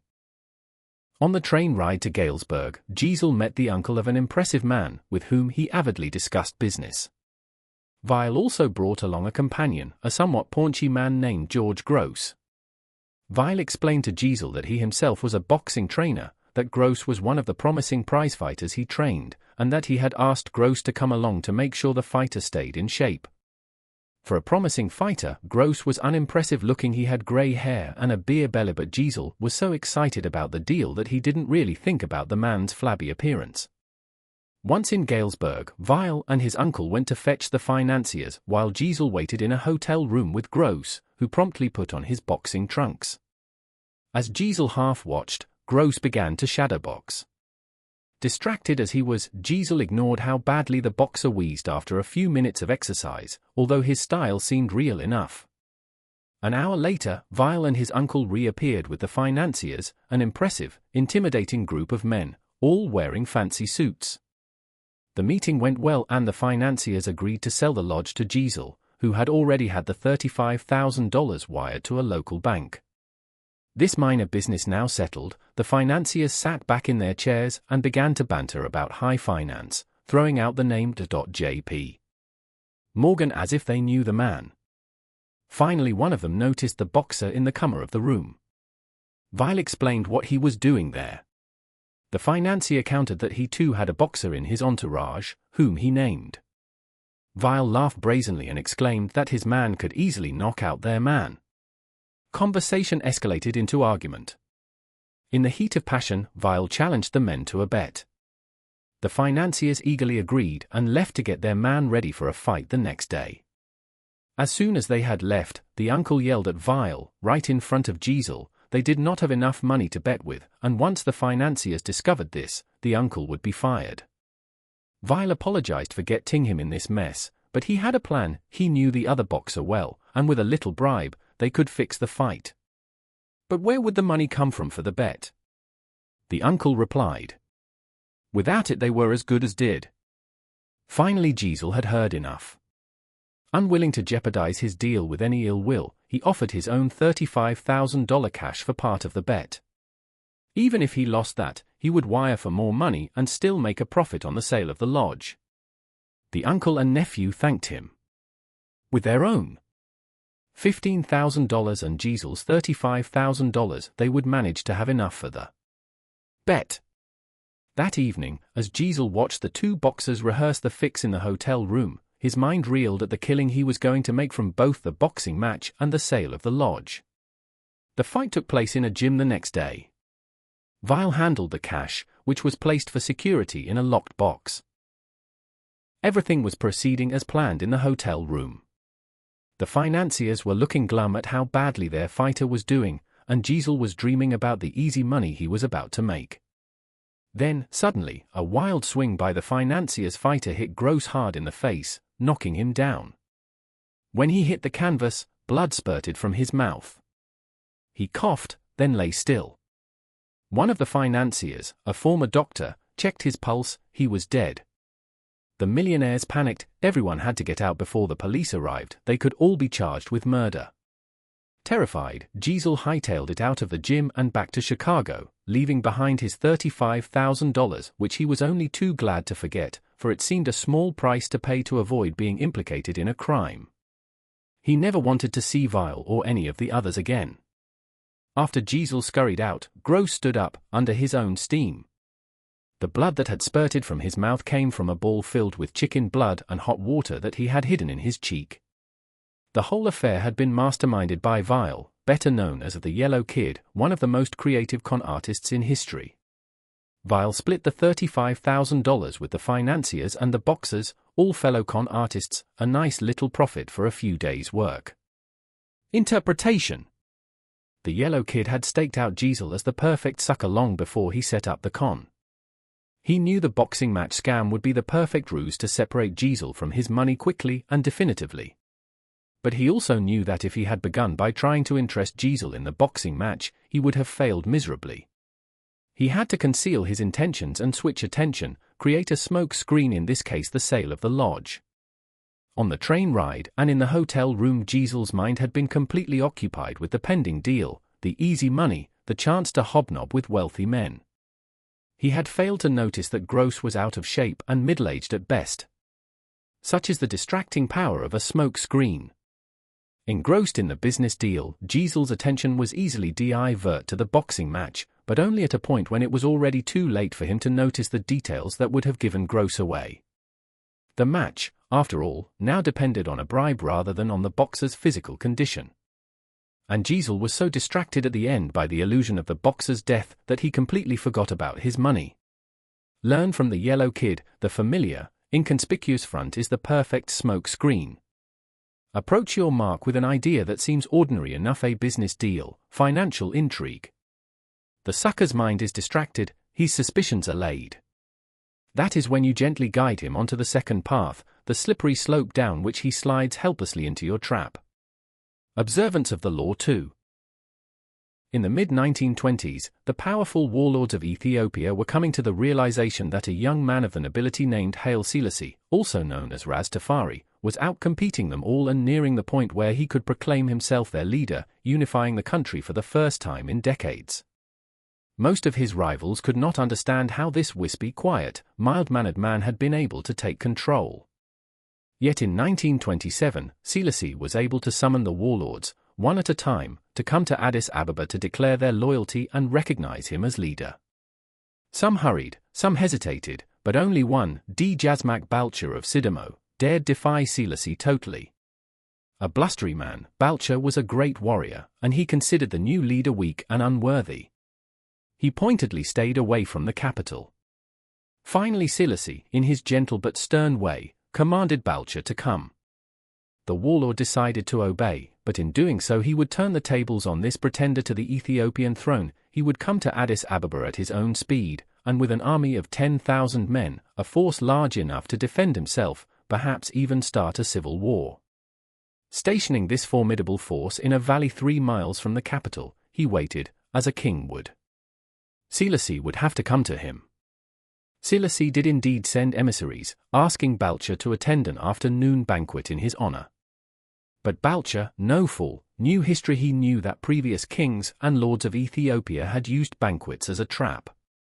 Once he was there and full of drink, Selassie would have him arrested or murdered. To signal his understanding of the situation, he agreed to come to the banquet, but only if he could bring his personal bodyguard, 600 of his best soldiers, all armed and ready to defend him and themselves. To Balcha's surprise, Selassie answered with the utmost politeness that he would be honored to play host to such warriors. On the way to the banquet, Balcha warned his soldiers not to get drunk and to be on their guard. When they arrived at the palace, Selassie was his charming best. He deferred to Balcha, treated him as if he desperately needed his approval and cooperation. But Balcha refused to be charmed, and he warned Selassie that if he did not return to his camp by nightfall, his army had orders to attack the capital. Selassie reacted as if hurt by his mistrust. Over the meal, when it came time for the traditional singing of songs in honor of Ethiopia's leaders, he made a point of allowing only songs honoring the warlord of Sidamo. It seemed to Balcha that Selassie was scared, intimidated by this great warrior who could not be outwitted. Sensing the change, Balcha believed that he would be the one to call the shots in the days to come. At the end of the afternoon, Balcha and his soldiers began their march back to camp amidst cheers and gun salutes. Looking back to the capital over his shoulder, he planned his strategy: how his own soldiers would march through the capital in triumph within weeks, and Selassie would be put in his place being either prison or death. When Balcha came in sight of his camp, however, he saw that something was terribly wrong. Where before there had been colorful tents stretching as far as the eye could see, now there was nothing, only smoke from doused fires. What devil's magic was this? A witness told Balcha what had happened. During the banquet, a large army, commanded by an ally of Selassie's, had stolen up on Balcha's encampment by a side route he had not seen. This army had not come to fight, however, knowing that Balcha would have heard a noisy battle and hurried back with his 600-man bodyguard. Selassie had armed his own troops with baskets of gold and cash. They had surrounded Balcha's army and proceeded to purchase every last one of their weapons. Those who refused were easily intimidated. Within a few hours, Balcha's entire force had been disarmed and scattered in all directions. Realizing his danger, Balcha decided to march south with his 600 soldiers to regroup, but the same army that had disarmed his soldiers blocked his way.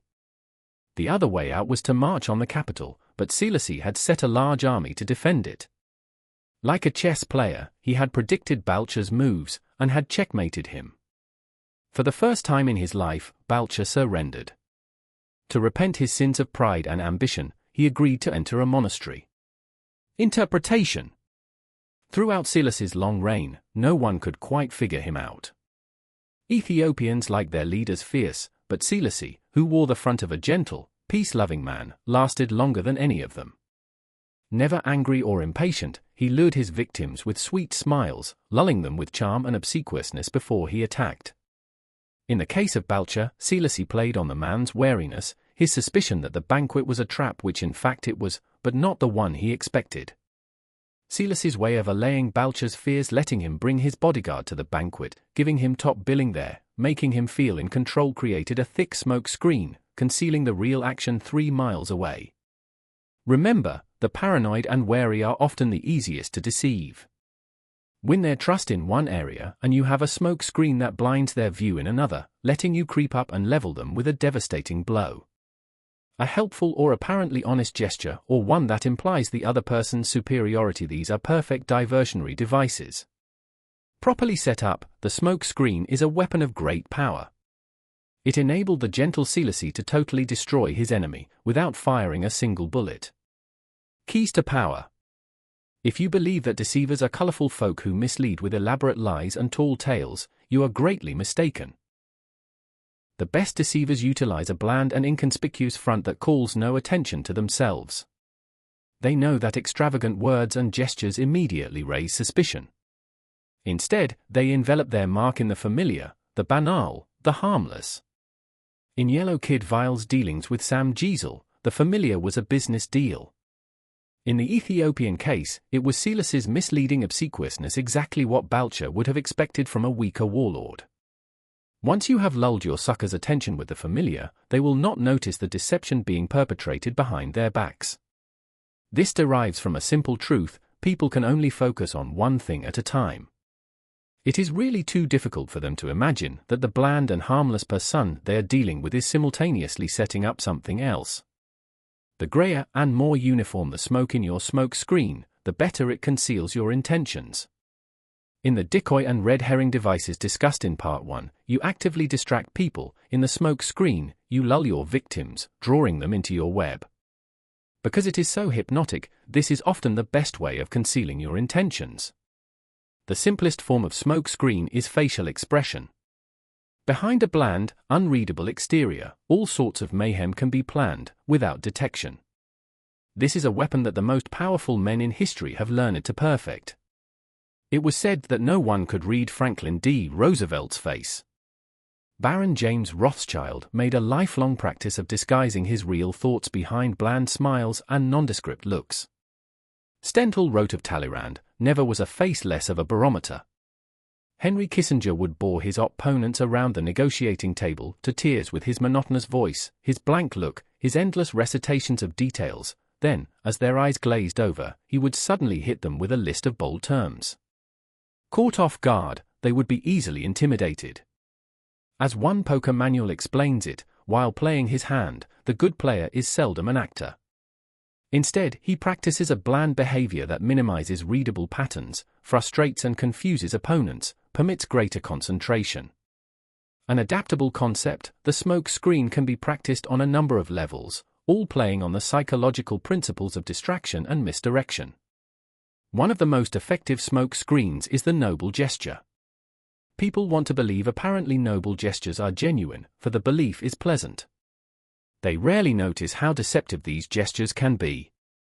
The art dealer Joseph Duveen was once confronted with a terrible problem. The millionaires who had paid so dearly for Duveen's paintings were running out of wall space, and with inheritance taxes getting ever higher, it seemed unlikely that they would keep buying. The solution was the National Gallery of Art in Washington, D.C., which Duveen helped create in 1937 by getting Andrew Mellon to donate his collection to it. The National Gallery was the perfect front for Duveen. In one gesture, his clients avoided taxes, cleared wall space for new purchases, and reduced the number of paintings on the market, maintaining the upward pressure on their prices. All this while the donors created the appearance of being public benefactors. Another effective smoke screen is the pattern, the establishment of a series of actions that seduce the victim into believing you will continue in the same way. The pattern plays on the psychology of anticipation, our behavior conforms to patterns, or so we like to think. In 1878, the American robber baron Jay Gould created a company that began to threaten the monopoly of the telegraph company Western Union. The directors of Western Union decided to buy Gould's company up. They had to spend a hefty sum, but they figured they had managed to rid themselves of an irritating competitor. A few months later, though, Gould was at it again, complaining he had been treated unfairly. He started up a second company to compete with Western Union and its new acquisition. The same thing happened again. Western Union bought him out to shut him up. Soon the pattern began for the third time, but now Gould went for the jugular. He suddenly staged a bloody takeover struggle and managed to gain complete control of Western Union. He had established a pattern that had tricked the company's directors into thinking his goal was to be bought out at a handsome rate. Once they paid him off, they relaxed and failed to notice that he was actually playing for higher stakes. The pattern is powerful in that it deceives the other person into expecting the opposite of what you are really doing. Another psychological weakness on which to construct a smoke screen is the tendency to mistake appearances for reality, the feeling that if someone seems to belong to your group, their belonging must be real. This habit makes the seamless blend a very effective front. The trick is simple: you simply blend in with those around you. The better you blend, the less suspicious you become. During the Cold War of the 1950s and 60s, as is now notorious, a slew of British civil servants passed secrets to the Soviets. They went undetected for years because they were apparently decent chaps, had gone to all the right schools, and fit the old boy network perfectly. Blending in is the perfect smoke screen for spying. The better you do it, the better you can conceal your intentions. Remember, it takes patience and humility to dull your brilliant colors, to put on the mask of the inconspicuous. Do not despair at having to wear such a bland mask. It is often your unreadability that draws people to you and makes you appear a person of power. Image: a sheep's skin. A sheep never marauds, a sheep never deceives, a sheep is magnificently dumb and docile. With a sheepskin on his back, a fox can pass right into the chicken coop. Authority. Have you ever heard of a skillful general who intends to surprise a citadel, announcing his plan to his enemy? Conceal your purpose and hide your progress. Do not disclose the extent of your designs until they cannot be opposed, until the combat is over. Win the victory before you declare the war. In a word, imitate those warlike people whose designs are not known except by the ravaged country through which they have passed. Ninon de L'Enclos, 1623–1706.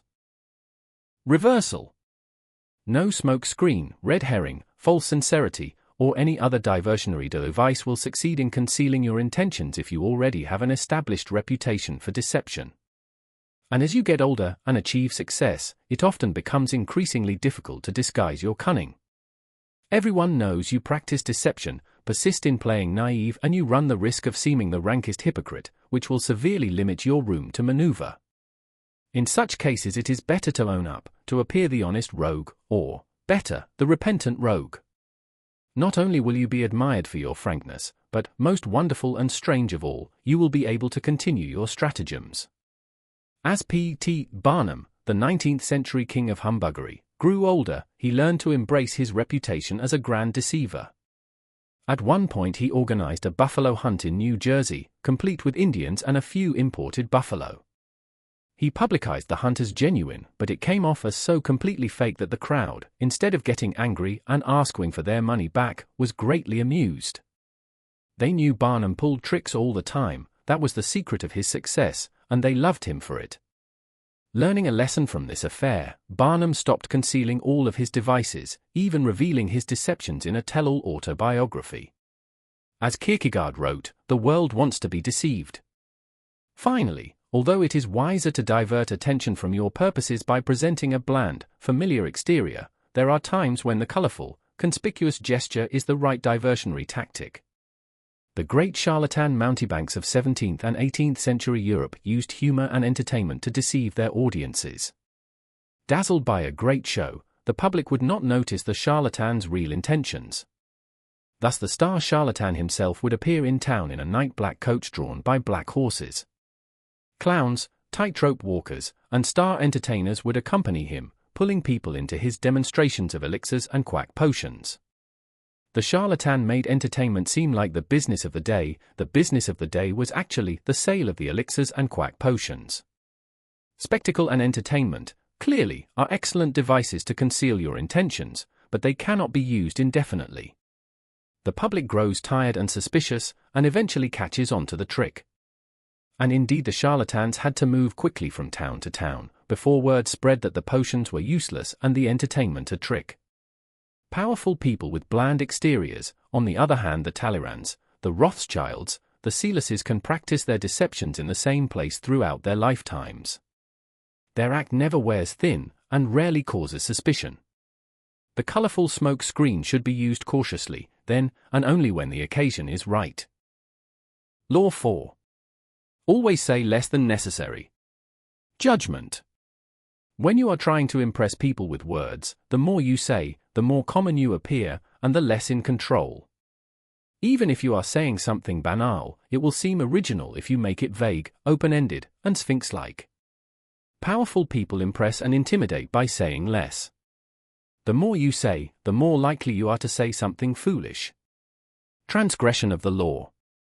Gnaeus Marcius, also known as Coriolanus, was a great military hero of ancient Rome. In the first half of the 5th century BC he won many important battles, saving the city from calamity time and time again. Because he spent most of his time on the battlefield, few Romans knew him personally, making him something of a legendary figure. In 454 BC, Coriolanus decided it was time to exploit his reputation and enter politics. He stood for election to the high rank of consul. Candidates for this position traditionally made a public address early in the race, and when Coriolanus came before the people, he began by displaying the dozens of scars he had accumulated over 17 years of fighting for Rome. Few in the crowd really heard the lengthy speech that followed. Those scars, proof of his valor and patriotism, moved the people to tears. Coriolanus's election seemed certain. When the polling day arrived, however, Coriolanus made an entry into the forum escorted by the entire Senate and by the city's patricians, the aristocracy. The common people who saw this were disturbed by such a blustering show of confidence on election day. And then Coriolanus spoke again, mostly addressing the wealthy citizens who had accompanied him. His words were arrogant and insolent. Claiming certain victory in the vote, he boasted of his battlefield exploits, made sour jokes that appealed only to the patricians, voiced angry accusations against his opponents, and speculated on the riches he would bring to Rome. This time the people listened. They had not realized that this legendary soldier was also a common braggart. News of Coriolanus's second speech spread quickly through Rome, and the people turned out in great numbers to make sure he was not elected. Defeated, Coriolanus returned to the battlefield, bitter and vowing revenge on the common folk who had voted against him. Some weeks later a large shipment of grain arrived in Rome. The Senate was ready to distribute this food to the people, for free, but just as they were preparing to vote on the question, Coriolanus appeared on the scene and took the Senate floor. The distribution, he argued, would have a harmful effect on the city as a whole. Several senators appeared won over, and the vote on the distribution fell into doubt. Coriolanus did not stop there. He went on to condemn the concept of democracy itself. He advocated getting rid of the people's representatives, the tribunes, and turning over the governing of the city to the patricians. When word of Coriolanus's latest speech reached the people, their anger knew no bounds.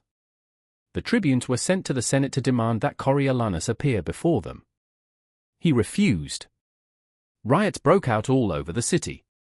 The Senate, fearing the people's wrath, finally voted in favor of the grain distribution.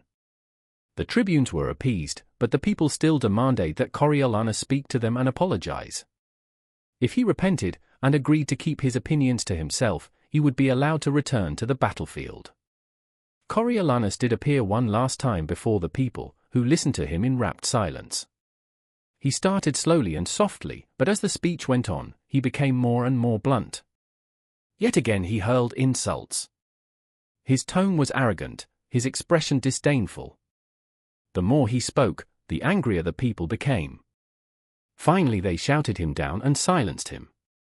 The tribunes conferred, condemned Coriolanus to death, and ordered the magistrates to take him at once to the top of the Tarpeian rock and throw him over. The delighted crowd seconded the decision. The patricians, however, managed to intervene, and the sentence was commuted to a lifelong banishment. When the people found out that Rome's great military hero would never return to the city, they celebrated in the streets.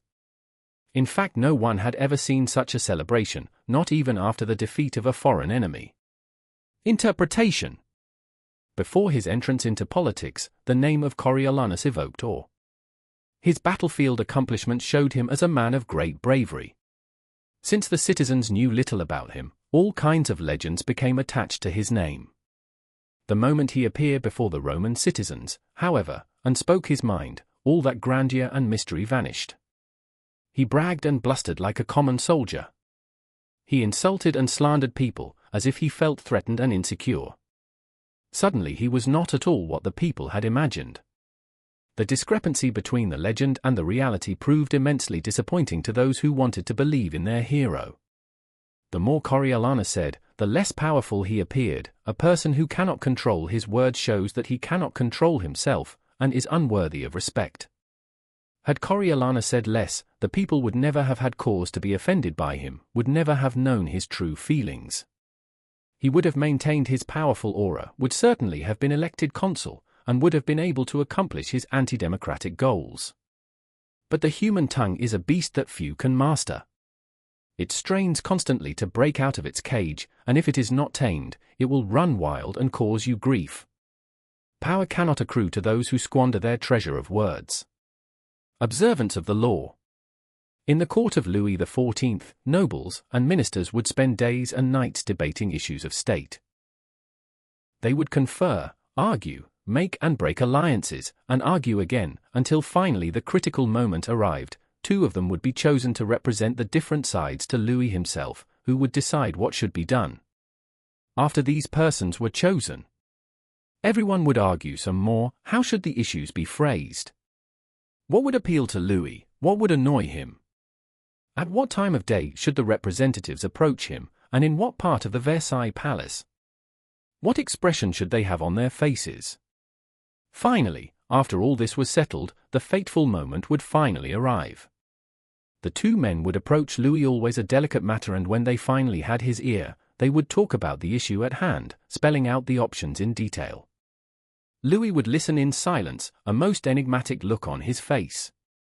Finally, when each had finished his presentation and had asked for the king's opinion, he would look at them both and say, "I shall see." Then he would walk away. The ministers and courtiers would never hear another word on this subject from the king. They would simply see the result, weeks later, when he would come to a decision and act. He would never bother to consult them on the matter again. Interpretation. Louis XIV was a man of very few words. His most famous remark is "Elitat, c'est moi, I am the state." Nothing could be more pithy yet more eloquent. His infamous "I shall see" was one of several extremely short phrases that he would apply to all manner of requests. Louis was not always this way. As a young man he was known for talking at length, delighting in his own eloquence.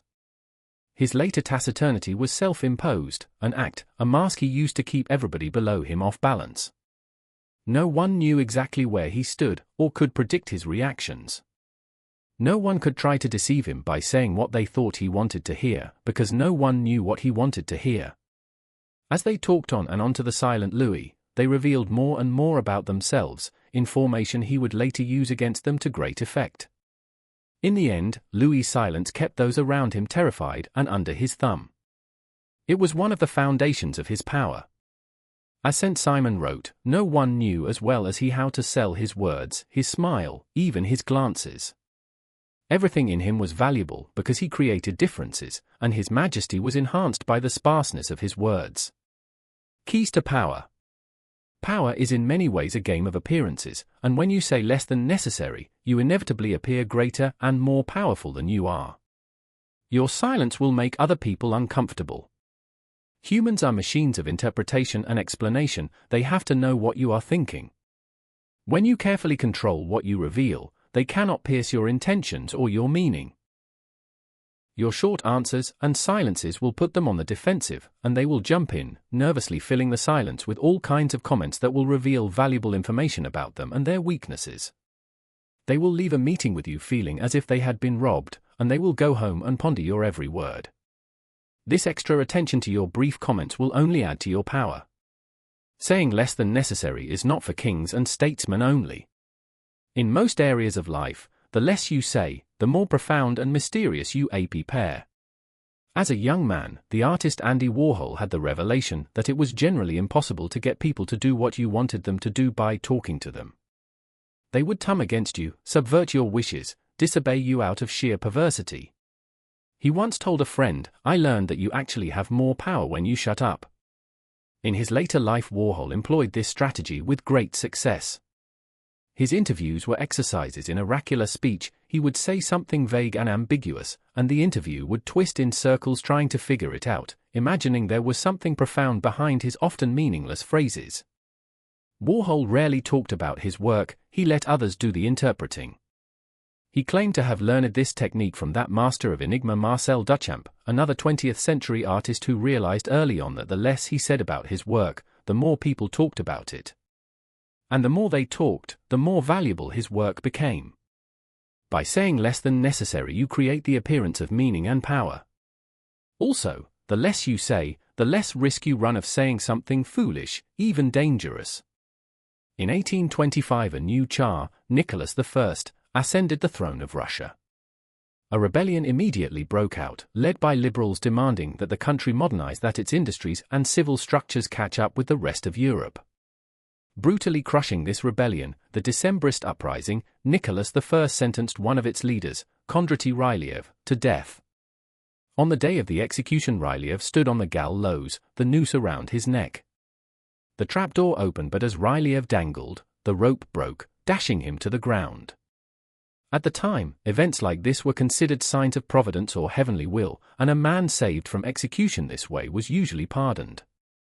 As Ryleyev got to his feet, bruised and dirted, but believing his neck had been saved, he called out to the crowd, "You see, in Russia they don't know how to do anything properly, not even how to make rope." A messenger immediately went to the Winter Palace with news of the failed hanging. Vexed by this disappointing turnabout, Nicholas I nevertheless began to sign the pardon. But then, did Ryleyev say anything after this miracle? The Tsar asked the messenger.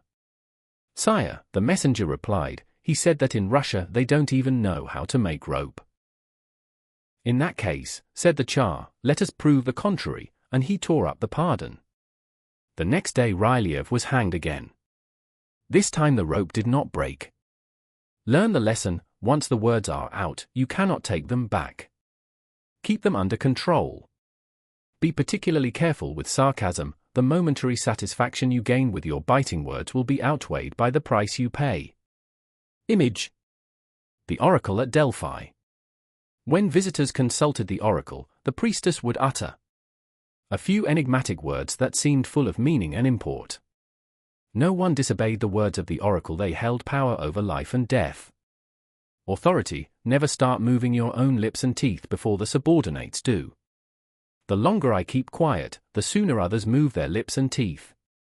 As they move their lips and teeth, I can thereby understand their real intentions. If the sovereign is not mysterious, the ministers will find opportunity to take and take. Han Fei-tzu, Chinese philosopher, 3rd century BC. Reversal: there are times when it is unwise to be silent. Silence can arouse suspicion and even insecurity, especially in your superiors. A vague or ambiguous comment can open you up to interpretations you had not bargained for. Silence and saying less than necessary must be practiced with caution, then, and in the right situations. It is occasionally wiser to imitate the court jester, who plays the fool but knows he is smarter than the king. He talks and entertains, and no one suspects that he is more than just a fool.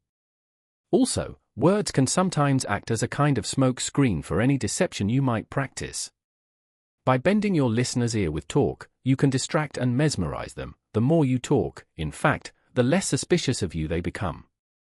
The verbose are not perceived as sly and manipulative, but as helpless and unsophisticated. This is the reverse of the silent policy employed by the powerful. By talking more, and making yourself appear weaker and less intelligent than your mark, you can practice deception with greater ease. Law 5. So much depends on reputation. Guard it with your life. Judgment. Reputation is the cornerstone of power. Through reputation alone you can intimidate and win. Once it slips, however, you are vulnerable and will be attacked on all sides. Make your reputation unassailable. Always be alert to potential attacks and thwart them before they happen. Meanwhile, learn to destroy your enemies by opening holes in their own reputations. Then stand aside and let public opinion hang them. Observance of the law I. During China's War of the Three Kingdoms, AD 207 to 265, the great general Chuko Liang, leading the forces of the Shu kingdom, dispatched his vast army to a distant camp while he rested in a small town with a handful of soldiers. Suddenly sentinels hurried in with the alarming news that an enemy force of over 150,000 troops under Sima Yi was approaching. With only 100 men to defend him, Chuko Liang's situation was hopeless. The enemy would finally capture this renowned leader. Without lamenting his fate or wasting time trying to figure out how he had been caught, Liang ordered his troops to take down their flags, throw open the city gates, and hide. He himself then took a seat on the most visible part of the city's wall, wearing a Taoist robe. He lit some incense, strummed his lute, and began to chant. Minutes later he could see the vast enemy army approaching, an endless phalanx of soldiers. Pretending not to notice them, he continued to sing and play the lute. Soon the army stood at the town gates. At its head was Sima Yi, who instantly recognized the man on the wall. Even so, as his soldiers itched to enter the unguarded town through its open gates, Sima Yi hesitated, held them back, and studied Liang on the wall. Then, he ordered an immediate and speedy retreat. Interpretation. Chuko Liang was commonly known as the Sleeping Dragon. His exploits in the War of the Three Kingdoms were legendary. Once a man claiming to be a disaffected enemy lieutenant came to his camp, offering help and information. Liang instantly recognized the situation as a setup. This man was a false deserter, and should be beheaded. At the last minute, though, as the axe was about to fall, Liang stopped the execution and offered to spare the man's life if he agreed to become a double agent. Grateful and terrified, the man agreed, and began supplying false information to the enemy. Liang won battle after battle. On another occasion Liang stole a military seal and created false documents dispatching his enemy's troops to distant locations. Once the troops had dispersed, he was able to capture 3 cities, so that he controlled an entire corridor of the enemy's kingdom. He also once tricked the enemy into believing one of its best generals was a traitor, forcing the man to escape and join forces with Liang. The Sleeping Dragon carefully cultivated his reputation of being the cleverest man in China, one who always had a trick up his sleeve. As powerful as any weapon, this reputation struck fear into his enemy. Sima Yi had fought against Chuko Liang dozens of times and knew him well. When he came on the empty city, with Liang praying on the wall, he was stunned. The Taoist robes, the chanting, the incense, this had to be a game of intimidation. The man was obviously taunting him, daring him to walk into a trap. The game was so obvious that for one moment it crossed Yi's mind that Liang actually was alone and desperate. But so great was his fear of Liang that he dared not risk finding out. Such is the power of reputation. It can put a vast army on the defensive, even force them into retreat, without a single arrow being fired. Observance of the law too. In 1841 the young P.A.T. Barnum, trying to establish his reputation as America's premier showman, decided to purchase the American Museum in Manhattan and turn it into a collection of curiosities that would secure his fame. The problem was that he had no money. The museum's asking price was $15,000, but Barnum was able to put together a proposal that appealed to the institution's owners even though it replaced cash up front with dozens of guarantees and references. The owners came to a verbal agreement with Barnum, but at the last minute, the principal partner changed his mind, and the museum and its collection were sold to the directors of Peale's museum. Barnum was infuriated, but the partner explained that business was business. The museum had been sold to Peale's because Peale's had a reputation and Barnum had none. Barnum immediately decided that if he had no reputation to bank on, his only recourse was to ruin the reputation of Peale's. Accordingly, he launched a letter-writing campaign in the newspapers, calling the owners a bunch of broken-down bank directors who had no idea how to run a museum or entertain people. He warned the public against buying Peale's stock, since the business's purchase of another museum would invariably spread its resources thin. The campaign was effective, the stock plummeted, and with no more confidence in Peale's track record and reputation, the owners of the American Museum reneged on their deal and sold the whole thing to Barnum. It took years for Peale's to recover, and they never forgot what Barnum had done. Mr. Peale himself decided to attack Barnum by building a reputation for highbrow entertainment, promoting his museum's programs as more scientific than those of his vulgar competitor. Mesmerism, hypnotism, was one of Peale's scientific attractions, and for a while it drew big crowds and was quite successful. To fight back, Barnum decided to attack Peale's reputation yet again. Barnum organized a rival mesmeric performance in which he himself apparently put a little girl into a trance. Once she seemed to have fallen deeply under, he tried to hypnotize members of the audience, but no matter how hard he tried, none of the spectators fell under his spell, and many of them began to laugh. A frustrated Barnum finally announced that to prove the little girl's trance was real, he would cut off one of her fingers without her noticing. But as he sharpened the knife, the little girl's eyes popped open and she ran away, to the audience's delight. He repeated this and other parodies for several weeks. Soon no one could take Peale's show seriously, and attendance went way down. Within a few weeks, the show closed. Over the next few years, Barnum established a reputation for audacity and consummate showmanship that lasted his whole life. Peale's reputation, on the other hand, never recovered. Interpretation. Barnum used two different tactics to ruin Peale's reputation. The first was simple: he sowed doubts about the museum's stability and solvency. Doubt is a powerful weapon. Once you let it out of the bag with insidious rumors, your opponents are in a horrible dilemma. On the one hand, they can deny the rumors, even prove that you have slandered them. But a layer of suspicion will remain. Why are they defending themselves so desperately? Maybe the rumor has some truth to it. If, on the other hand, they take the high road and ignore you, the doubts, unrefuted, will be even stronger. If done correctly, the sowing of rumors can so infuriate and unsettle your rivals that in defending themselves they will make numerous mistakes. This is the perfect weapon for those who have no reputation of their own to work from. Once Barnum did have a reputation of his own, he used the second, gentler tactic, the fake hypnotism demonstration. He ridiculed his rival's reputation. This too was extremely successful. Once you have a solid base of respect, ridiculing your opponent both puts him on the defensive and draws more attention to you, enhancing your own reputation. Outright slander and insult are too strong at this point. They are ugly, and may hurt you more than help you. But gentle barbs and mockery suggest that you have a strong enough sense of your own worth to enjoy a good laugh at your rival's expense. A humorous front can make you out as a harmless entertainer while poking holes in the reputation of your rival. Keys to power. The people around us, even our closest friends, will always to some extent remain mysterious and unfathomable.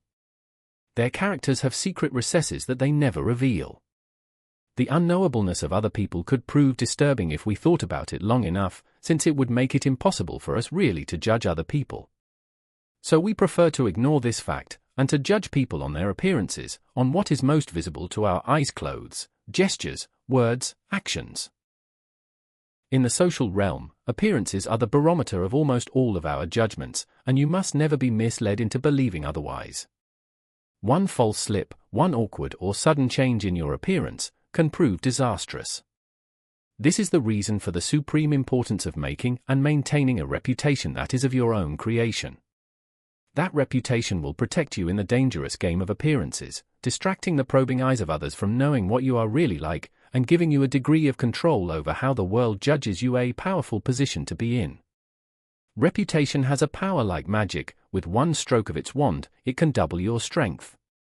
It can also send people scurrying away from you. Whether the exact same deeds appear brilliant or dreadful can depend entirely on the reputation of the doer. In the ancient Chinese court of the Wei Kingdom, there was a man named Mitsu Seo who had a reputation for supreme civility and graciousness. He became the ruler's favorite. It was a law in Wei that whoever rides secretly in the ruler's coach shall have his feet cut off, but when Mitsu Seo's mother fell ill, he used the royal coach to visit her, pretending that the ruler had given him permission. When the ruler found out, he said, "How dutiful is mi tsucio." For his mother's sake he even forgot that he was committing a crime, making him liable to lose his feet. Another time the two of them took a stroll in an orchard. Mi tsucio began eating a peach that he could not finish, and he gave the ruler the other half to eat. The ruler remarked, "You love me so much that you would even forget your own saliva taste and let me eat the rest of the peach." Later, however, envious fellow courtiers, spreading word that mi tsucio was actually devious and arrogant, succeeded in damaging his reputation. The ruler came to see his actions in a new light. "This fellow once rode in my coach under pretense of my order," he told the courtiers angrily, "and another time he gave me a half-eaten peach." For the same actions that had charmed the ruler when he was the favorite, mi tsucio now had to suffer the penalties. The fate of his feet depended solely on the strength of his reputation. In the beginning, you must work to establish a reputation for one outstanding quality, whether generosity or honesty or cunning. This quality sets you apart and gets other people to talk about you. You then make your reputation known to as many people as possible, subtly, though, take care to build slowly, and with a firm foundation, and watch as it spreads like wildfire. A solid reputation increases your presence and exaggerates your strengths without your having to spend much energy. It can also create an aura around you that will instill respect, even fear. In the fighting in the North African desert during World War II, the German General Erwin Rommel had a reputation for cunning and for deceptive maneuvering that struck terror into everyone who faced him. Even when his forces were depleted, and when British tanks outnumbered his by 5-1, entire cities would be evacuated at the news of his approach. As they say, your reputation inevitably precedes you, and if it inspires respect, a lot of your work is done for you before you arrive on the scene, or utter a single word. Your success seems destined by your past triumphs. Much of the success of Henry Kissinger's shuttle diplomacy rested on his reputation for ironing out differences. No one wanted to be seen as so unreasonable that Kissinger could not sway him. A peace treaty seemed a fait accompli as soon as Kissinger's name became involved in the negotiations. Make your reputation simple and base it on one sterling quality. This single quality, efficiency, say, or seductiveness, becomes a kind of calling card that announces your presence and places others under a spell. A reputation for honesty will allow you to practice all manner of deception. Casanova used his reputation as a great seducer to pave the way for his future conquests. Women who had heard of his powers became immensely curious and wanted to discover for themselves what had made him so romantically successful. Perhaps you have already stained your reputation, so that you are prevented from establishing a new one. In such cases it is wise to associate with someone whose image counteracts your own, using their good name to whitewash and elevate yours. It is hard, for example, to erase a reputation for dishonesty by yourself, but a paragon of honesty can help. When P.T. Barnum wanted to clean up a reputation for promoting vulgar entertainment, he brought the singer Jenny Lind over from Europe. She had a stellar, high-class reputation, and the American tour Barnum sponsored for her greatly enhanced his own image. Similarly, the great robber barons of 19th-century America were long unable to rid themselves of a reputation for cruelty and mean-spiritedness. Only when they began collecting art, so that the names of Morgan and Frick became permanently associated with those of Da Vinci and Rembrandt, were they able to soften their pleasant image. Reputation is a treasure to be carefully collected and hoarded. Especially when you are first establishing it, you must protect it strictly, anticipating all attacks on it. Once it is solid, do not let yourself get angry or defensive at the slanderous comments of your enemies. That reveals insecurity, not confidence in your reputation. Take the high road instead, and never appear desperate in your self-defense. On the other hand, an attack on another man's reputation is a potent weapon, particularly when you have less power than he does. He has much more to lose in such a battle, and your own thus far small reputation gives him a small target when he tries to return your fire. Barnum used such campaigns to great effect in his early career. But this tactic must be practiced with skill. You must not seem to engage in petty vengeance. If you do not break your enemy's reputation cleverly, you will inadvertently ruin your own. Thomas Edison, considered the inventor who harnessed electricity, believed that a workable system would have to be based on direct current, DC. When the Serbian scientist Nikola Tesla appeared to have succeeded in creating a system based on alternating current, AC, Edison was furious. He determined to ruin Tesla's reputation by making the public believe that the AC system was inherently unsafe, and Tesla irresponsible in promoting it. To this end, he captured all kinds of household pets and electrocuted them to death with an AC current. When this wasn't enough, in 1890 he got New York State prison authorities to organize the world's first execution by electrocution, using an AC current. But Edison's electrocution experiments had all been with small creatures, the charge was too weak, and the man was only half killed.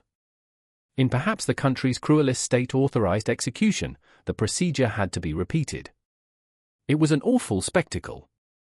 Although, in the long run, it is Edison's name that has survived, at the time his campaign damaged his own reputation more than Tesla's. He backed off.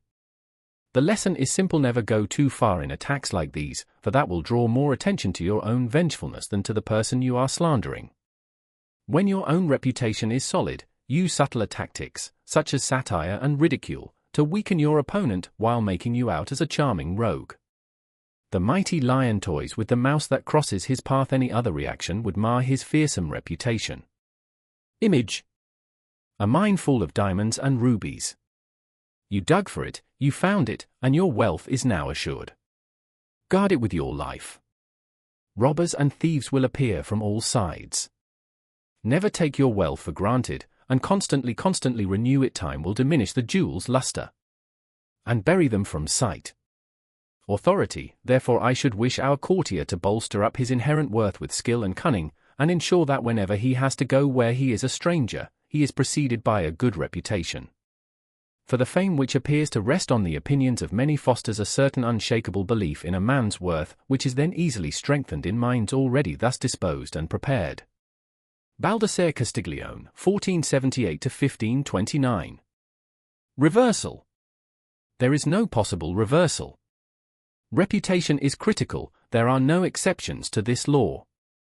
Perhaps, not caring what others think of you, you gain a reputation for insolence and arrogance, but that can be a valuable image in itself. Oscar Wilde used it to great advantage. Since we must live in society and must depend on the opinions of others, there is nothing to be gained by neglecting your reputation. By not caring how you are perceived, you let others decide this for you. Be the master of your fate, and also of your reputation.